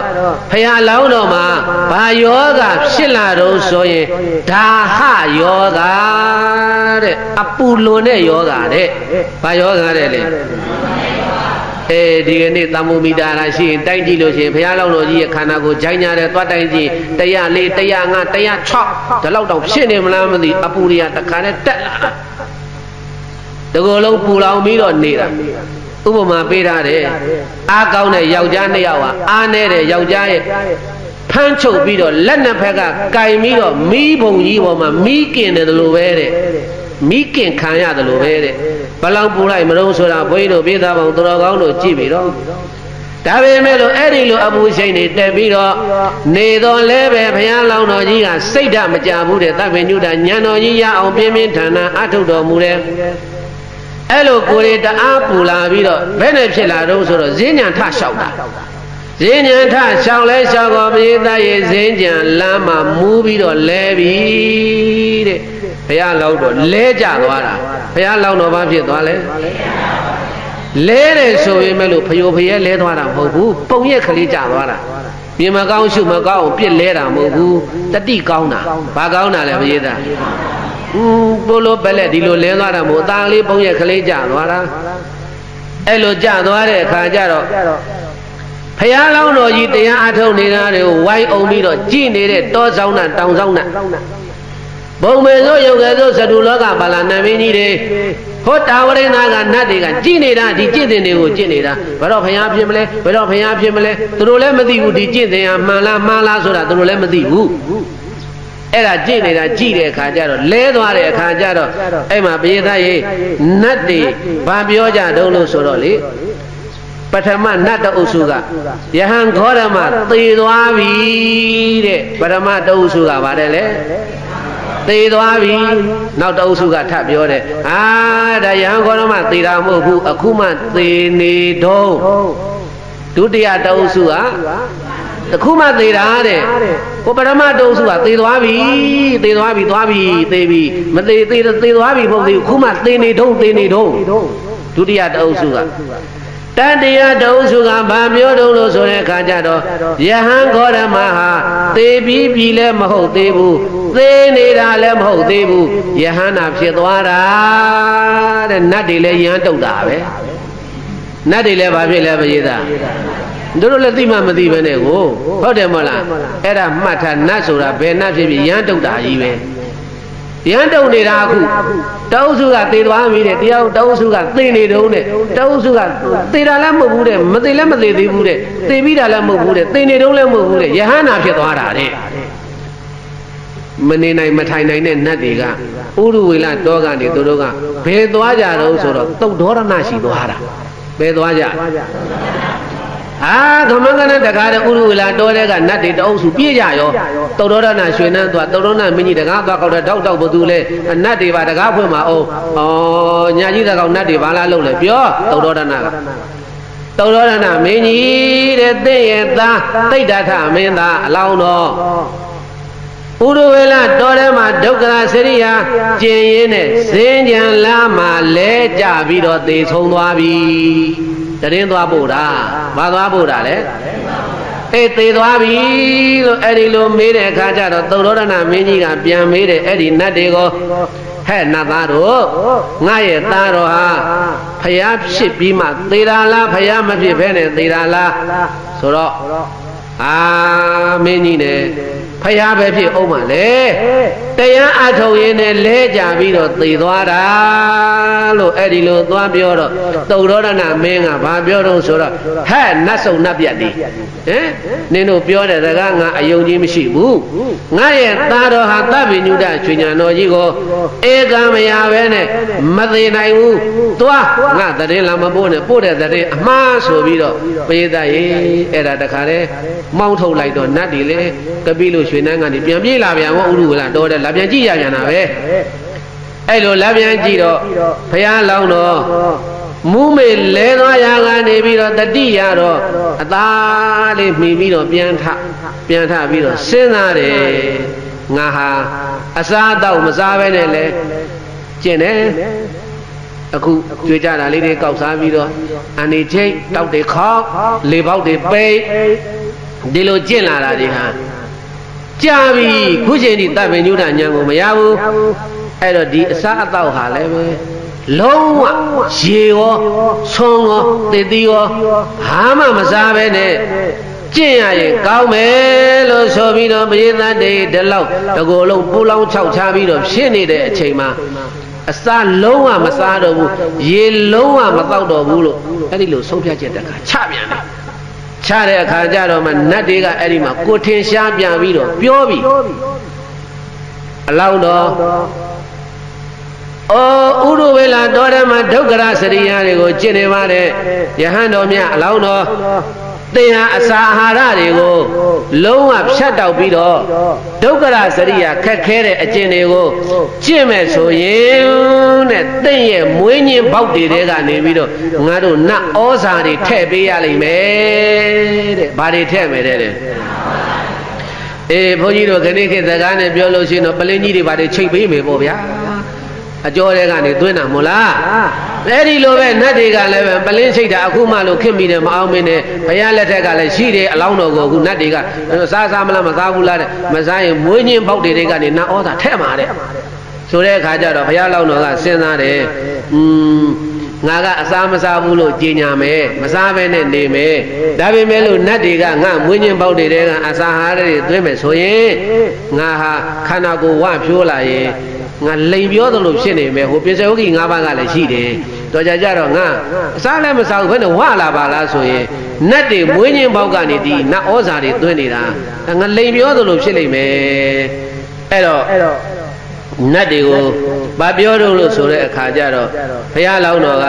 ပြောတယ်အမောင်နတ်သားတို့အမောင်နတ်သမီးတို့မင်းတို့ငါမွေးညင်းပေါက်ကနေပြီးတော့ဒီနတ်ဩဇာအာဟာရတွေမထည့်ပါနဲ့ကွာအဲ့တော့ငါပဲညံ့တာလေးပဲအာဟာရကိုမိဝဲပြီးတော့ငါဆက်ပြီးတော့တရားအထုတ်ပါမယ်လို့အဲ့ဒီလိုဂရိပေးတဲ့အခါကျတော့အဲ့ဒီချိန်ကစပြီးတော့ဘုန်းကြီးတို့ပိယတရေဘုရားလောင်းတော်ဟာအစာအာဟာရကိုနည်းနည်းစားတယ်ဘယ်လိုစားလဲပိယတနည်းနည်းစားတယ်ဘလောက်နည်းတုံးလို့ဆိုရင်တဲ့တနေ့လုံးစာအတွက်ကိုတစ်ခါတရံကြလို့ရှိရင်ပဲပြုတ်ရေဗါတဲ့လေပဲပြုတ်စားတာမဟုတ်ဘူးနော်ပဲပြုတ်တဲ့အရေးပဲပြုတ်ကထွက်တဲ့အရေးပဲပြုတ်ရေးအဲ့ဒါကိုဘလောက်တောက်တုံးဆိုတော့တလက်ခုတ်ဆိုတာဒါလေးလောင်းချကြည့်ဘာရှိလဲနည်းနည်းလေးအဲ့ဒါတနေ့လုံးအဲ့တလက်ခုတ်ပဲတောက်တယ်အဲ့အရေးကြီးတဲ့ဖုံးမေးတာအဲ့တော့အဲ့ဒီပဲပြုတ်ရည်လေတလဲခုတ်စာပဲဖုံးမေးတဲ့အခါနေတိုင်းကြီးအဲ့လိုဖုံးမေးတဲ့အခါကျတော့ဘယ်နဲ့ဖြစ်တုံးဆိုတော့ရက်တွေကြာလာတဲ့အခါကျတော့အလောင်းတော်ရဲ့ခန္ဓာကိုယ်ကပင်မနွမ်းနေပြီးတော့ပိန်ချုံတော်မူလာတယ်တဲ့ခန္ဓာကိုယ်ဘာဖြစ်လာလဲခန္ဓာကိုယ်ကြီးကပရိသတ်တွေပိန်ချုံပြီးတော့လာတယ်အယိုးအစစ်ရှိတဲ့နေရာတွေကငေါထွက်ပြီးတော့လာတယ်အယိုးမရှိတဲ့နေရာတွေကခြိုက်ဝင်ပြီးတော့လာတယ်တင်မားတွေဆိုလို့ရှိရင်လေကလအုပ်ခွာတွေလိုပဲတဲ့ဘုရားလောင်းတော်ရဲ့တင်မားဟာကလအုပ်ခွာကြီးလိုဖြစ်သွားပြီးအသားတွေမရှိတော့ဘူးနောက်တစ်ခါပရိသတ်တွေရဲ့ကြောကုန်းကိုကြည့်လိုက်ရင်လည်းပဲကြောကုန်းရဲ့အယိုးတွေဟာလေပရိလုံးကြီးတွေကျိုးနေတည်ထားသလိုအယိုးတွေဟာအစစ်လိုက်မြင်ရတယ်တဲ့နံရိုးတွေဆိုရင်လည်းပဲအသားတွေနှိမ့်ကြပြီးတော့ဇယံအိုကြောက်အိုမှာထောင်နာတဲ့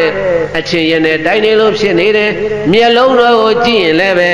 ရေတွင်းနဲ့ကြည့်တဲ့ကရေဘွက်လေးလိုတဲ့မျက်တွင်းဟောက်ပဲကြီးနေဘယ်လိုဖြစ်နေတယ်လဲမျက်တွင်းဟောက်ပဲကြီးနေဖြစ်နေတဲ့ခေါင်းတော်ကိုကြည့်ပါအောင်နဲ့ဟိုကောင်းတော်ကိုကြည့်ရင်လည်းပဲဘေဒတ်တွေဘူးခါသည့်နုနုလေးကိုခူပြီးတော့နေလန်းသားသလိုတကောင်းလုံးကရှုပ်သွားပြီးတော့ဝမ်းနဲ့ကြောဟာကတ်နေတယ်တဲ့ဝမ်းပိုက်ရဲလို့ကြိုင်ကြည့်ရင်ကြောကြိုင်မိတယ်တဲ့ကြောရဲလို့ကြိုင်ကြည့်ရင်ဘိုက်ကြိုင်မိတယ်တဲ့ဘလောက်တော့ပိန်ကြသွားတော့ဆိုတာကြည်သားအဲ့ဒီတော့ကျင်ငယ်စွန့်မယ်လို့ဆိုရင်လည်းပဲဘေဒတ်တွေကျင်ငယ်စွန့်တယ်ဆိုတာအပေါ့သွားတာကျင်ငယ်စွန့်မယ်ဆိုပြီးတော့အပေါ့သွားမလို့ထိုင်လိုက်ပြန်ရင်လည်းပဲကျင်ငယ်ထွက်လောက်တဲ့ရေဓာတ်အားကစီးသွားလောက်တဲ့ရေဓာတ်အားကဝမ်းထဲမှာမရှိတဲ့အတွက်ကြောင့်မို့လို့ဘေးသားရေအဲ့ဒီမှာ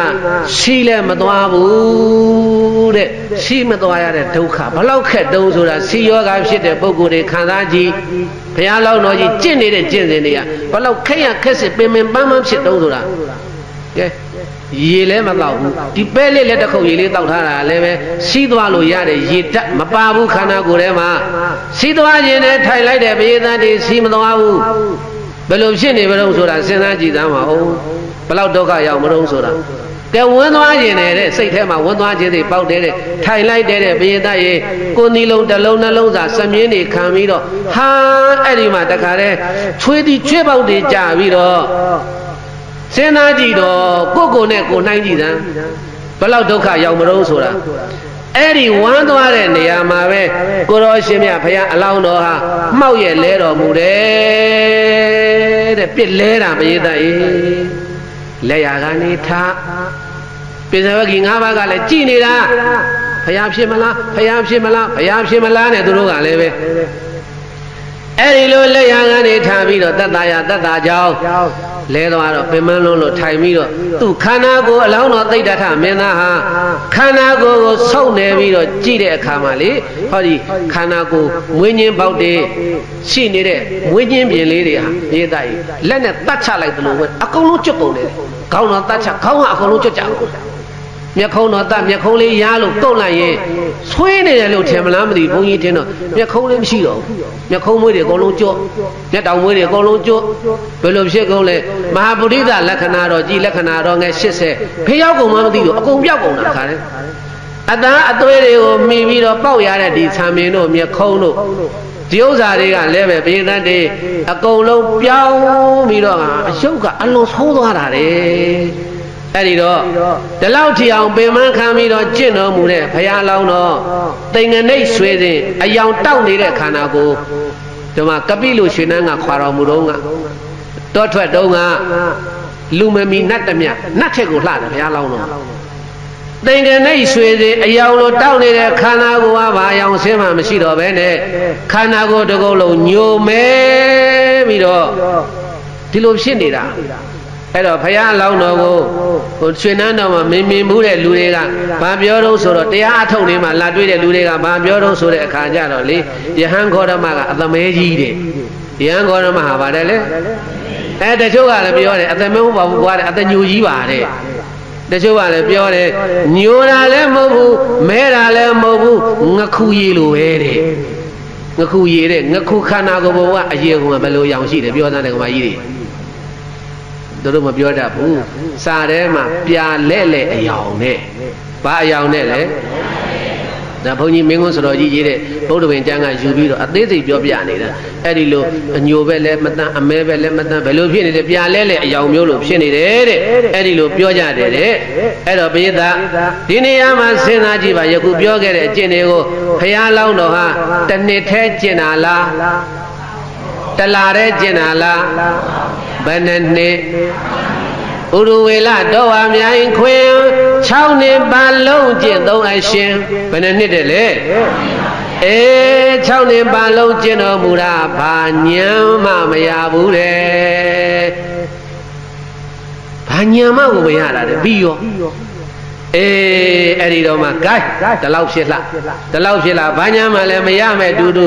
ရွှေနန်းတော်ပြန် ရတော်ရအမှုပြုတဲ့နန်းတွင်သူ4000နေရဲ့အပြုစုအယူရာတွေကိုခံပြီးတော့ခမဲတော်သုတ်တော်ရဏမင်းကြီးနဲ့မေတော်မဟာပသာပတိဂေါတမီတို့နဲ့သားတော်ရာဟုလာတို့နဲ့ပျော်ပျော်ကြီးနေ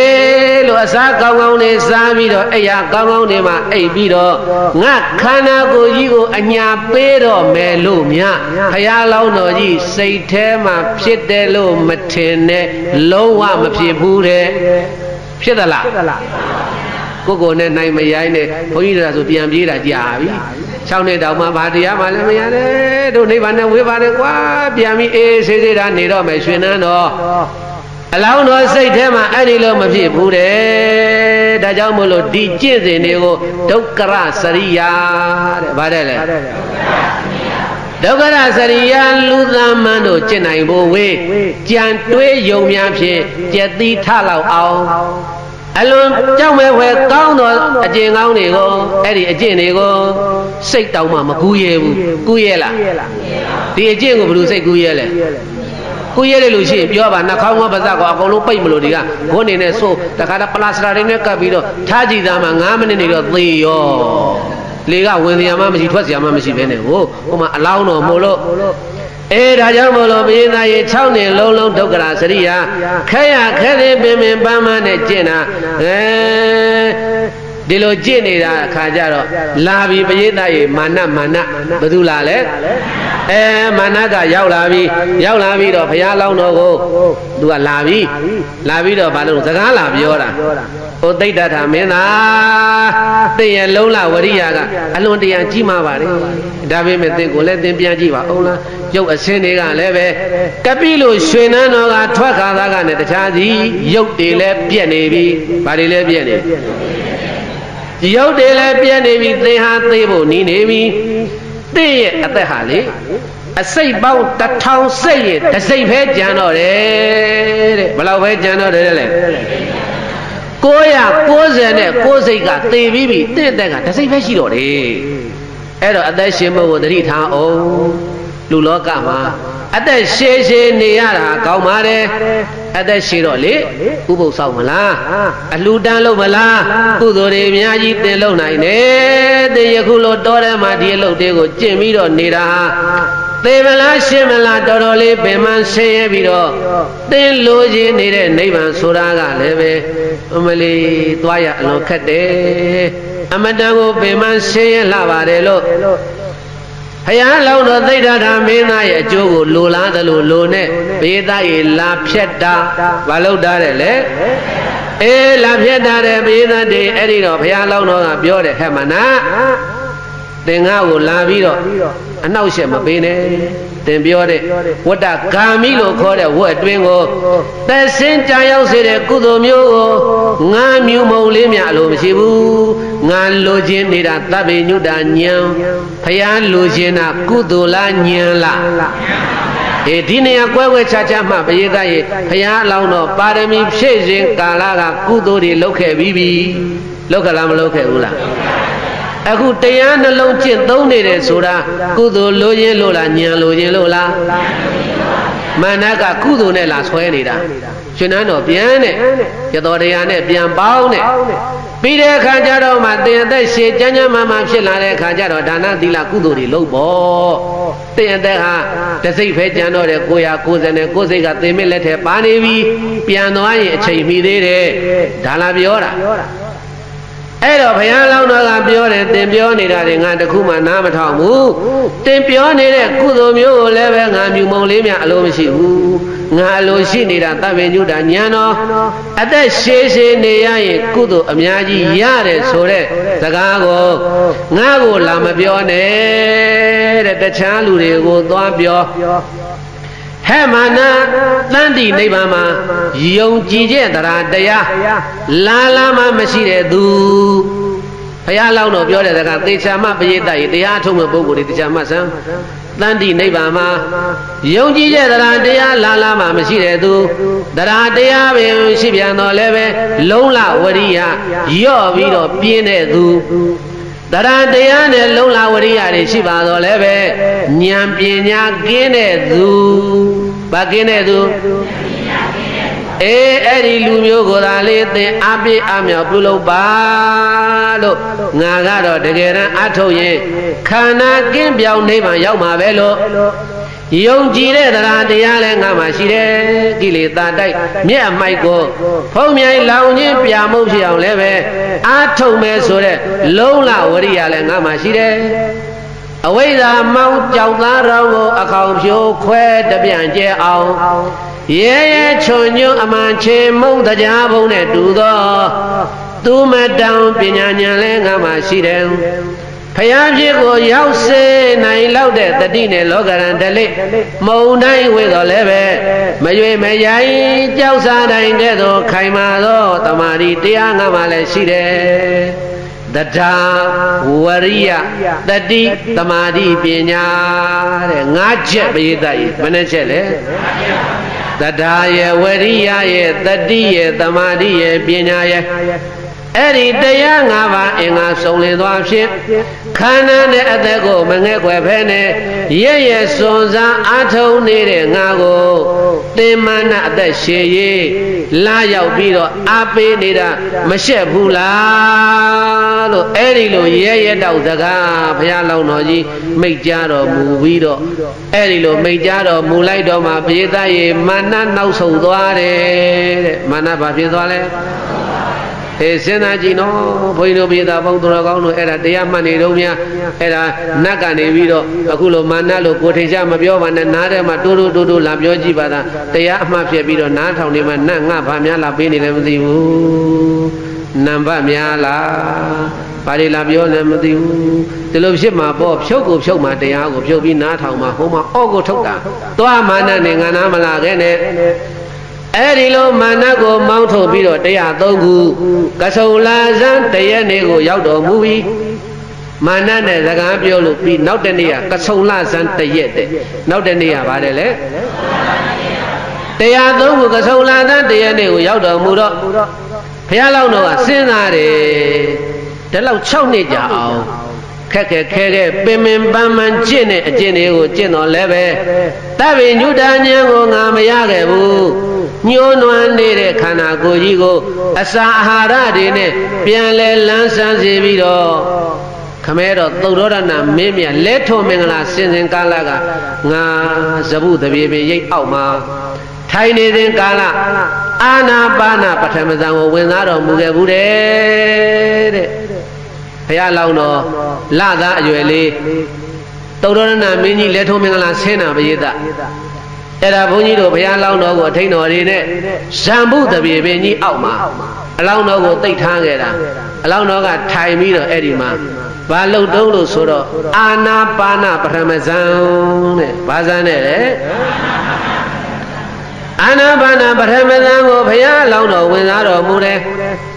ဝင်စားတော်မူတာကိုတတိယပြီးတဲ့အခါကျတော့မှအဲ့ဒီဟာပြန်အားထုတ်ရရင်ကောင်းမယ်ထင်တယ်6နှစ်လည်းပြည့်ပြီလေကဆုံလာသန်းတရက်နေ့6နှစ်ပြည့်ပြီကရုံသန်းတရက်နေ့ဘာဖြစ်လဲအဲ6နှစ်ပြည့်ပြီဆိုတော့ပြေသန်းတည်းဒုက္ခရစရိယာဝတ်ကလွတ်ပြီးဒီတော့မှညံတော်တဲ့ထင်းလာတာလက်ထုံမင်္ဂလာဆင်းတော့ငါအထုတ်ခုတယ်ဒီအာနာပါနဟာဘယ်အထုတ်မယ်ဆိုပြီးတော့ပြန်ပြီးတော့ဆွန်းစားမှရမယ်ဒီခန္ဓာကိုယ်တော့နွမ်းနေနေတာအထုတ်လို့မဖြစ်ဘူးအဲ့ဒါနဲ့သပိတ်ကလေးပြန်ရှာသပိတ်လေးပြန်ရှာပြီးတော့ဘေးသက်တဲ့အဲ့ဒီမှာသေနာလို့အမိရတဲ့သူဇာတာတို့နေတဲ့ရွာကြီးကိုဘုရားဆောင်းငံပြန်ကြွရောဆောင်းငံပြန်ကြွတော့ပိစဝဂီတို့ကစိတ်ပြက်ပြီးတလောက်အယိုးကြီးအေးခန်းနောက်မဆုံးတန်းအစားမစားပဲနဲ့အထုတာတော်မှဖယားမဖြစ်ဘူးအခုယဟန်ခေါ်ထဲမှာသပိတ်ပိုက်ပြီးတော့ဆွမ်းငံထွက်ပြန်ပြီးဆွမ်းပြန်စားပြီးတော့တရားအထုတ်ရင်ဘယ်တော့မှဖယားရှိမှမဟုတ်တော့ဘူးဆိုပြီးတော့ကဲထားပြခဲ့တာကောင်းတယ်တဲ့ဆိုပြီးတော့ဖယားလောင်းတော်တပားတဲ့ပိသရေအဲ့ဒီမှာဥရုဝေကတော်တဲ့ထားပြီးတော့ပိစဝဂီတို့ကဟောမိဂရာကိုပြောင်းသွားရောဘယ်ပြောင်းသွားလဲအမိဂရာကိုပြောင်းသွားရောကဲစဉ်းစားကြည့်သားမအောင်ဘေးရင်ဆရာတွေဘာတွေလဲပရိသတ်ပုံနာတွေတစ်ဖက်ကန်းတတ်တယ်တော့ဘေးရင်ကိုကွန်းတင်ညပုံနာဆိုရင်လက်ညှိုးတစ်ချောင်းနဲ့ထောင်ပြီးတော့ဟောလိုက်တာဖယားစင်စစ်ဧကံဖြစ်မယ်တဲ့သူဟောတာဘယ်သူဟောတာလဲသူဟောတဲ့ဘေးရင်သူပြန်ယုံလားတကယ်လို့ကိုဘေးရင်ကိုယုံရင်စောင့်ပါလားဘုရားဖြစ်တဲ့ဒီ မဆောင်တော့ဘူးဒါစဉ်းစားကြည့်ဖို့ဘုန်းကြီးပြောနေတယ်မယုံတော့ယုံကြည်မရှိတော့သူပညာသူမယုံတော့ဘုရားဖြစ်တော်ဘူးတဲ့ဆွမြန်စားမှာတော့ဘာလို့တော့မှာလဲတဲ့ငါဘေတင်တက်တာမှားတယ်မဟာဘုတ်တိုင်ထူတာလွဲသွားလားမသိဘူးတဲ့ကိုတင်ညာဘေတင်ဟောတိုင်းလဲမှန်တယ်မတင်နဲ့နော်ပရိသတ်ရေမမှန်ဘူးလို့ပြောမှန်ရင်လဲမှန်မယ်ပေါ့အဲ့ဒါကြီးတခါတည်းတရေတကြီးလဲဆွဲမထားနဲ့အောင်ကြားလားပရိသတ်တချို့ကပြောတယ်ခန္ဓာပြက်ကိန်းရှိတယ်ဘာဖြစ်တယ်ညာဖြစ်တယ်ဆိုဟာတခါတည်းခြေလိုက်ရတဲ့ရေတရားအဲ့တော့မရှိနဲ့လို့မပြောပါဘူးခြေကောင်းတာဆိုရင်တော့လှုပ်ပရိသတ်ရေမကောင်းတာဆိုစိတ်ထဲသိဆွဲမနေနဲ့စိတ်ထဲသိဆွဲနေအဲ့ဒါဥပါဒဏ်ကြောင့်ဥပရောက်တတ်တယ်ဘာကြောင့်ဘာရောက်တတ်လဲဥပါဒဏ်ကြောင့်ဥပရောက်တတ်တယ်အဲ့ဒါနင်းသိမယ်ဆိုရင်အဲ့ဒါကြီးလျှောက်ဆွဲမနေနဲ့မသိဘူးဘာဖြစ်လဲငါရေရခြေပြီးဖျားလို့လုံနေတယ်ဆိုအဲ့ဒါမရောက်တော့ဘူးနင်းသိမယ်လို့အဲ့ဒီသိမယ်ဆိုတဲ့စိတ်ကြီးကဆွဲနေရောဟိုနာသွားလဲသိမယ်ဒီနာသွားလဲငါသိလို့ဒီအဲ့ဒါဆိုင်ကလာတာမမင်းဝင်ကျုံတော့တကယ်သိသွားတော့ဘေရင်ကမှန်တယ်လို့အောင်မှာတတိလို့သွားတာဘာလို့သွားတာလဲအဲ့ဒါတတိလေးလည်းကတ်ထားကြားလားပရိသတ်သေမကြီးဆွဲနေတော့ဒီဥပါဒဏ်ကြီးနဲ့ဒါကြောင့်ဥပါဒဏ်ကြောင့်ပါတယ်လေဥပရောက်ဆိုတာအဲ့ဒါမျိုးကိုပြောတာဟိုငါရေရချေပြီးဘုရားလုံးတရားလုံးလုပ်ပြီးကောင်းနေပြီကောင်းပြီငါကန်တက်ပြီဒီလိုကိုကံမြင့်လာလို့ရှိရင်ဘာမှမဖြစ်ဘူးအဲ့လိုမဟုတ်နဲ့ကန်နေနေတယ်လမ်းသွားလဲဒါပဲစဉ်းစားငါကန်နေနေတယ်ငါကန်နေနေတယ်ရေရချေတဲ့စိတ်ကမှလမ်းကူးမှဒီစိတ်ကဒါရောက်တော့ဟိုဆိုင်ကဒီနဲ့လာတဲ့အဲ့ဒီဆိုင်ကသာမကြတော့ဝင်ကျုံတော့သွားတော့သေးတော့အဲ့ဒီတော့မှကန်ကနေနာအဲ့ဒါသတိထားအခုဘေးတင်ဆရာကြီးကွန်းတင်ညာသူ့ဘေးတင်သူမယုံတော့ဘူးငါဘေးတင်တော့တာမှားလားမသိဘူးတဲ့ဘုရားလည်းဖြစ်တော့ဘူးတဲ့ကိုက်မထူးဘူးတဲ့သူ့ပြထားခဲ့ပြီးတော့မိဂရာကိုပြောင်းမယ်ဆိုပြီးတော့ပရိသတ်ဘေးတင်ဆရာ9ယောက်မိဂရာကိုပြောင်းသွားတာဘယ်ပြောင်းသွားတာလဲဘုန်းကြီးတို့ပရိသတ်ဘေးတင်တွက်ရှင်လိုက်သွားမိဂရာကိုမှရှိတယ်ပြောင်းသွားရောတခါတည်းပြောင်းသွားပြီးတော့သူတို့လည်းဘာလို့မှမသိဘူးတော်ထဲမှာကပိလို့လည်းမပြန်တော့ဘူးဝါကြနေပြီသူတို့9ယောက်လည်းအဲ့ဒါဘုရားလောင်းတော်ကပရိသတ်စွန့်နေပြန်ဖုံးမေးစွန့်နေပြန်ဖုံးမေးလို့ပြီးတဲ့အခါကျတော့ဘုရားလောင်းတော်ကအဲ့ဒါမူလကဒုက္ခရစရိယအကျင့်တွေကိုကျင့်တော့ခန္ဓာကိုယ်ကခုနအသွေးတွေသားတွေကအကုန်ပြောက်လက္ခဏာတော်ကြီးလက္ခဏာတော်ငယ်တွေပြောက်တာအကုန်လုံးစွန့်ပြန်ဖုံးမိလိုက်တဲ့အခါကျတော့လက္ခဏာတော်ကြီးလက္ခဏာတော်ငယ်အကုန်လုံးဓာတ်တွေအသွေးတွေသားတွေပြန်ပြီးတော့ပေါ်လာခန္ဓာကိုယ်ကဖြိုးပြီးတော့ဒီလိုအသွေးသားတွေနဲ့ပြန်ပြီးတော့ဖြစ်လာတဲ့အခါကျတော့မှအဲ့ဒီမှာဘုန်းကြီးတို့ပြည်သားဘုရားလောင်းတော်ဟာသူငကိုယ်တော်ကကျင့်မယ်လို့အထုတ်ထားခဲ့တဲ့အာနာပါနဘာလဲပရိသတ်ရေအာနာပါနပြန်ပြီးတော့အထုတ်တာဟောအခုချိန်ကြတော့ပို့ပြီးတော့အထုတ်လို့ကောင်းတယ်တဲ့ဘာဖြစ်လို့ပို့ပြီးတော့အထုတ်လို့ကောင်းတုံးလို့ဆိုတဲ့အခါကျတော့ဘုန်းကြီးတို့ယခုအထုတ်တဲ့အချိန်မှာအနားမှာလူတယောက်မှမရှိတော့ဘူးရှိသေးလားအစောတုန်းကလူ9ယောက်ရှိတယ်စောတုန်းကလူဘယ်နှယောက်ရှိလဲလူ9ယောက်ရှိတယ်ပိဿဝေဂီတို့တို့နားမှာတူလာပြောရင်ပြောမယ်ခုနာလာကြည့်လို့ကြည့်ဒီနာလာကြည့်လို့ကြည့်ခေါင်းရင်ကကြည့်ချင်းကကြည့်ဘုရားဖြစ်မလားလို့လေအခုတော့ဘုရားဖြစ်တော့ဘူးကွာဆိုစိတ်ပြည့်ပြီးပြန်သွားတော့ဥရဝေလတော်ထဲမှာဘုရားတပါးတဲ့အေးရှိဘယ်သူမှစကားမပြောရတော့ဘူးအဲ့ဒီမှာကြိုးစားပြီးတော့ဘုန်းကြီးတို့ပြည်တိုင်းတရားတွေကိုအထုတ်တော်မူလိုက်တာကဆုံလဇန်14ရက်နေ့ကဆုံလဇန်ဘယ်နဲ့ရဲ့ကဆုံလဇန်14ရက်နေ့ရောက်တဲ့အခါမှာဘုရားလောင်းတော်အိမ်မက်မြင်မဲ့တော်မူတယ်ဘုရားလောင်းတော်ဗါတဲ့လေအိမ်မက်ကြီး5ပါးတဲ့အိမ်မက်ကြီးဘယ်နှပါးလဲဂိုင်းဘုန်းကြီးတို့ပရိသတ်ရေအိမ်မက်ဆိုတာနော်မှတ်ထားအိမ်မက်ဆိုတာအတိတ်ကောက်ရတယ်အိမ်မက်ဆိုတာဘာကောက်ရလဲဟိမဝန္တာကိုခေါင်းအောင်ရတယ်တဲ့ဟိမဝန္တာကိုဗါတဲ့လေဘယ်ဘက်လက်ကိုကတော့သမုဒ္ဒရာမှာထားတယ်တဲ့ညာဘက်လက်ကိုကတော့ဘယ်ဘက်လက်ကိုကတော့အရှေ့သမုဒ္ဒရာမှာထားတယ်ညာဘက်လက်ကိုကအနောက်သမုဒ္ဒရာမှာထားတယ်တောင်သမုဒ္ဒရာမှာခြေတော်နှစ်ဖက်ကိုတင်ပြီးတော့အိတ်ဆက်ရတယ်လို့ပထမအိမ်မက်ကိုမြင်မဲ့တော်မူပါတယ်အိမ်မက်တစ်ချက်မဲ့ပြီးတော့နောက်တစ်ခါဆက်မဲ့တယ်တဲ့တိရိယလို့ခေါ်တဲ့သူတို့ခေတ်တုန်းကခေါ်တဲ့တိရိယလို့ခေါ်တဲ့မြက်ပင်တပင်နဲ့အဲ့ဒီမြက်ဟာအနီရောင်ရှိတယ်တဲ့ဘာရောင်ရှိလဲအနီရောင်ရှိတဲ့မြက်ပင်တပင်အယိုးနဲ့အဲ့ဒီမြက်ပင်ဟာချက်ကနေပြီးတော့ဘုရားလောင်းတော်ကြီးချက်ကနေပြီးတော့ဖောက်ထွက်သွားတဖြည်းဖြည်းကြည်ရင်နဲ့ဘယ်ထိအောင်တက်သွားတော့ဆိုလို့ချင်းဟာလာတထောင်ကနေတလန်းကနေပြီးတဖြည်းဖြည်းတက်သွားတာဟိုအဒရာဝေမိုးကောင်းကင်ကြီးကိုဖောက်ထွက်ပြီးတော့ထောင်တက်တယ်လို့ဒုတိယအိမ်မက်ကိုမြင်မဲ့တယ်တဲ့ တတ္တိယအိမ်မက်ကတော့တကူလုံးအဖြူရောင်တဲ့ကိုကအဖြူတဲ့ကိုကဘာရောင်လဲခေါင်းကအနဲ့ရောင်ရှိတဲ့ပိုးကောင်တွေကခြေသေးတော်ကနေစပြီးတော့ဒူးကောင်အထိတရွရွနဲ့တက်လာတယ်လို့အိမ်မက်နာမဘယ်လောက်လဲနံပါတ်3အိမ်မက်ကိုမြင်မဲ့တော်မူပြန်တယ်နံပါတ်4အိမ်မက်ကညိုရွှေနီရောင်လေးပေါ်သောအဆင်းရှိသောငှက်လေးမျိုးတို့ဟာအရာလေးမျက်နာကနေပြီးတော့ပြန်လာကြတာအလောင်းတော်ရဲ့ခြေရင်းဝစ်ဆေးမိရင်ဆိုရင်လည်းပဲအလုံးကအဖြူရောင်နေဖြစ်ကုန်တယ်တဲ့။ဘာရောင်နေဖြစ်ကုန်တယ်တဲ့လေ။အဲ့ဒါစတုထာအိမ်မက်တော်အလွန်ကြီးမားတဲ့မစင်တောင်ကြီးပေါ်မှာဈဉ္ညာလျှောက်ရတယ်တဲ့ဒါပေမဲ့လို့ဘုရားရှင်ကိုရောမြတ်ရဲ့ခြေပေါ်ကတော့ဘာမစင်မမပေကြံဘူးလို့ပြင်စမမြောက်အိမ်မက်တော်ကိုမြင်မဲ့တော်မူတယ်အိမ်မက်ဘယ်နှမျိုးလဲအဲ့ဒီအိမ်မက်ရဲ့5မျိုးကိုဘုန်းကြီးတို့ပိဋကရဲ့ဘုရားလောင်းတော်အတိတ်ကောက်ပြီတဲ့အလောင်းတော်ဘာလုပ်လဲဒါကြောင့်အိမ်မက်မဲ့ရင်ဘာလုပ်ကြလဲအတိတ်ကောက်ပြီးတော့ဘာလုပ်လဲထိုးရတာပဲပထမအိမ်မက်ရဲ့အတိတ်ကိုကောက်ယူလိုက်တယ်တဲ့ပထမအိမ်မက်ရဲ့အတိတ်ကတပ်ပိညုတဉာဏ်ကိုငါဧကံရလိမ့်မယ်တဲ့ဘာဉာဏ်ကိုဧကံရမြင်မဲ့တဲ့အိမ်မက်ကဘုန်းကြီးတို့ပိဋကရေဗါတယ်လေခုနကပြောခဲ့ပြီးပြီဘုရားအလောင်းတော်ဟာမြေပြင်ကိုအိယာဟိမဝန္တာခေါင်းအောင်ဟုတ်တယ်မဟုတ်လားသမုဒ္ဒရာဘောခြေတင်ပြီးတော့အိယာတယ်ဆိုတဲ့အိမ်မက်ရဲ့အတိတ်ပဲဟာငါဟာတပ်ပိညုတဉာဏ်ကြီးကိုဧကံရမယ်လို့အတိတ်ကောက်တယ်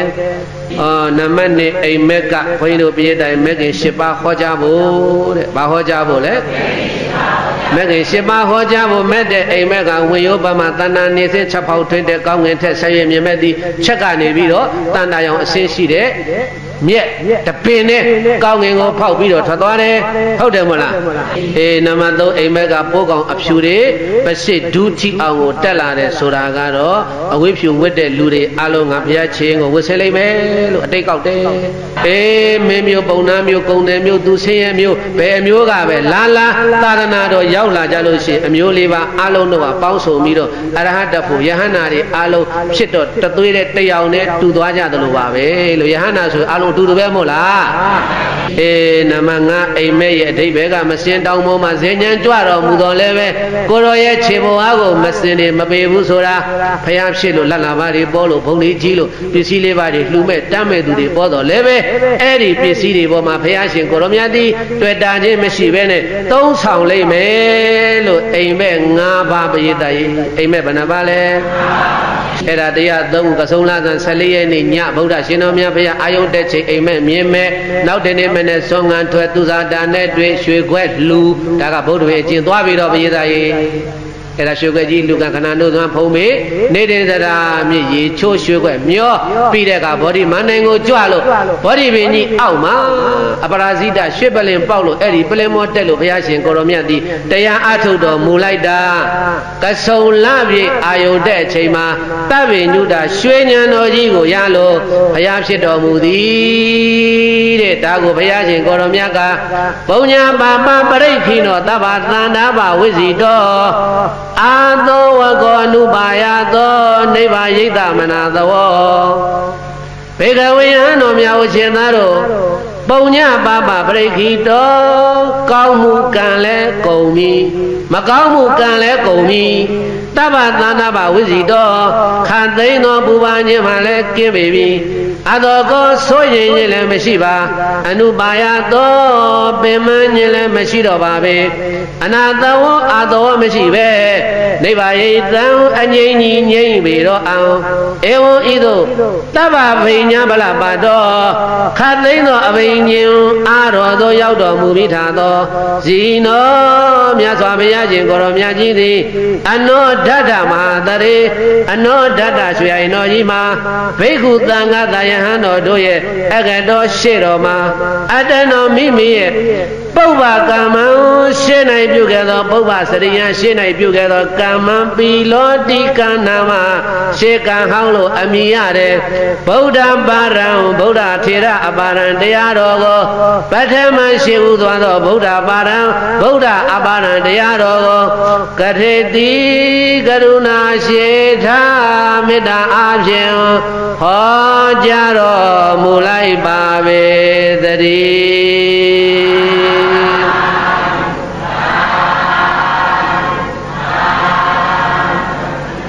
ပရိသတ်ရေပထမဝိဘက်တော်ပြီးပြီ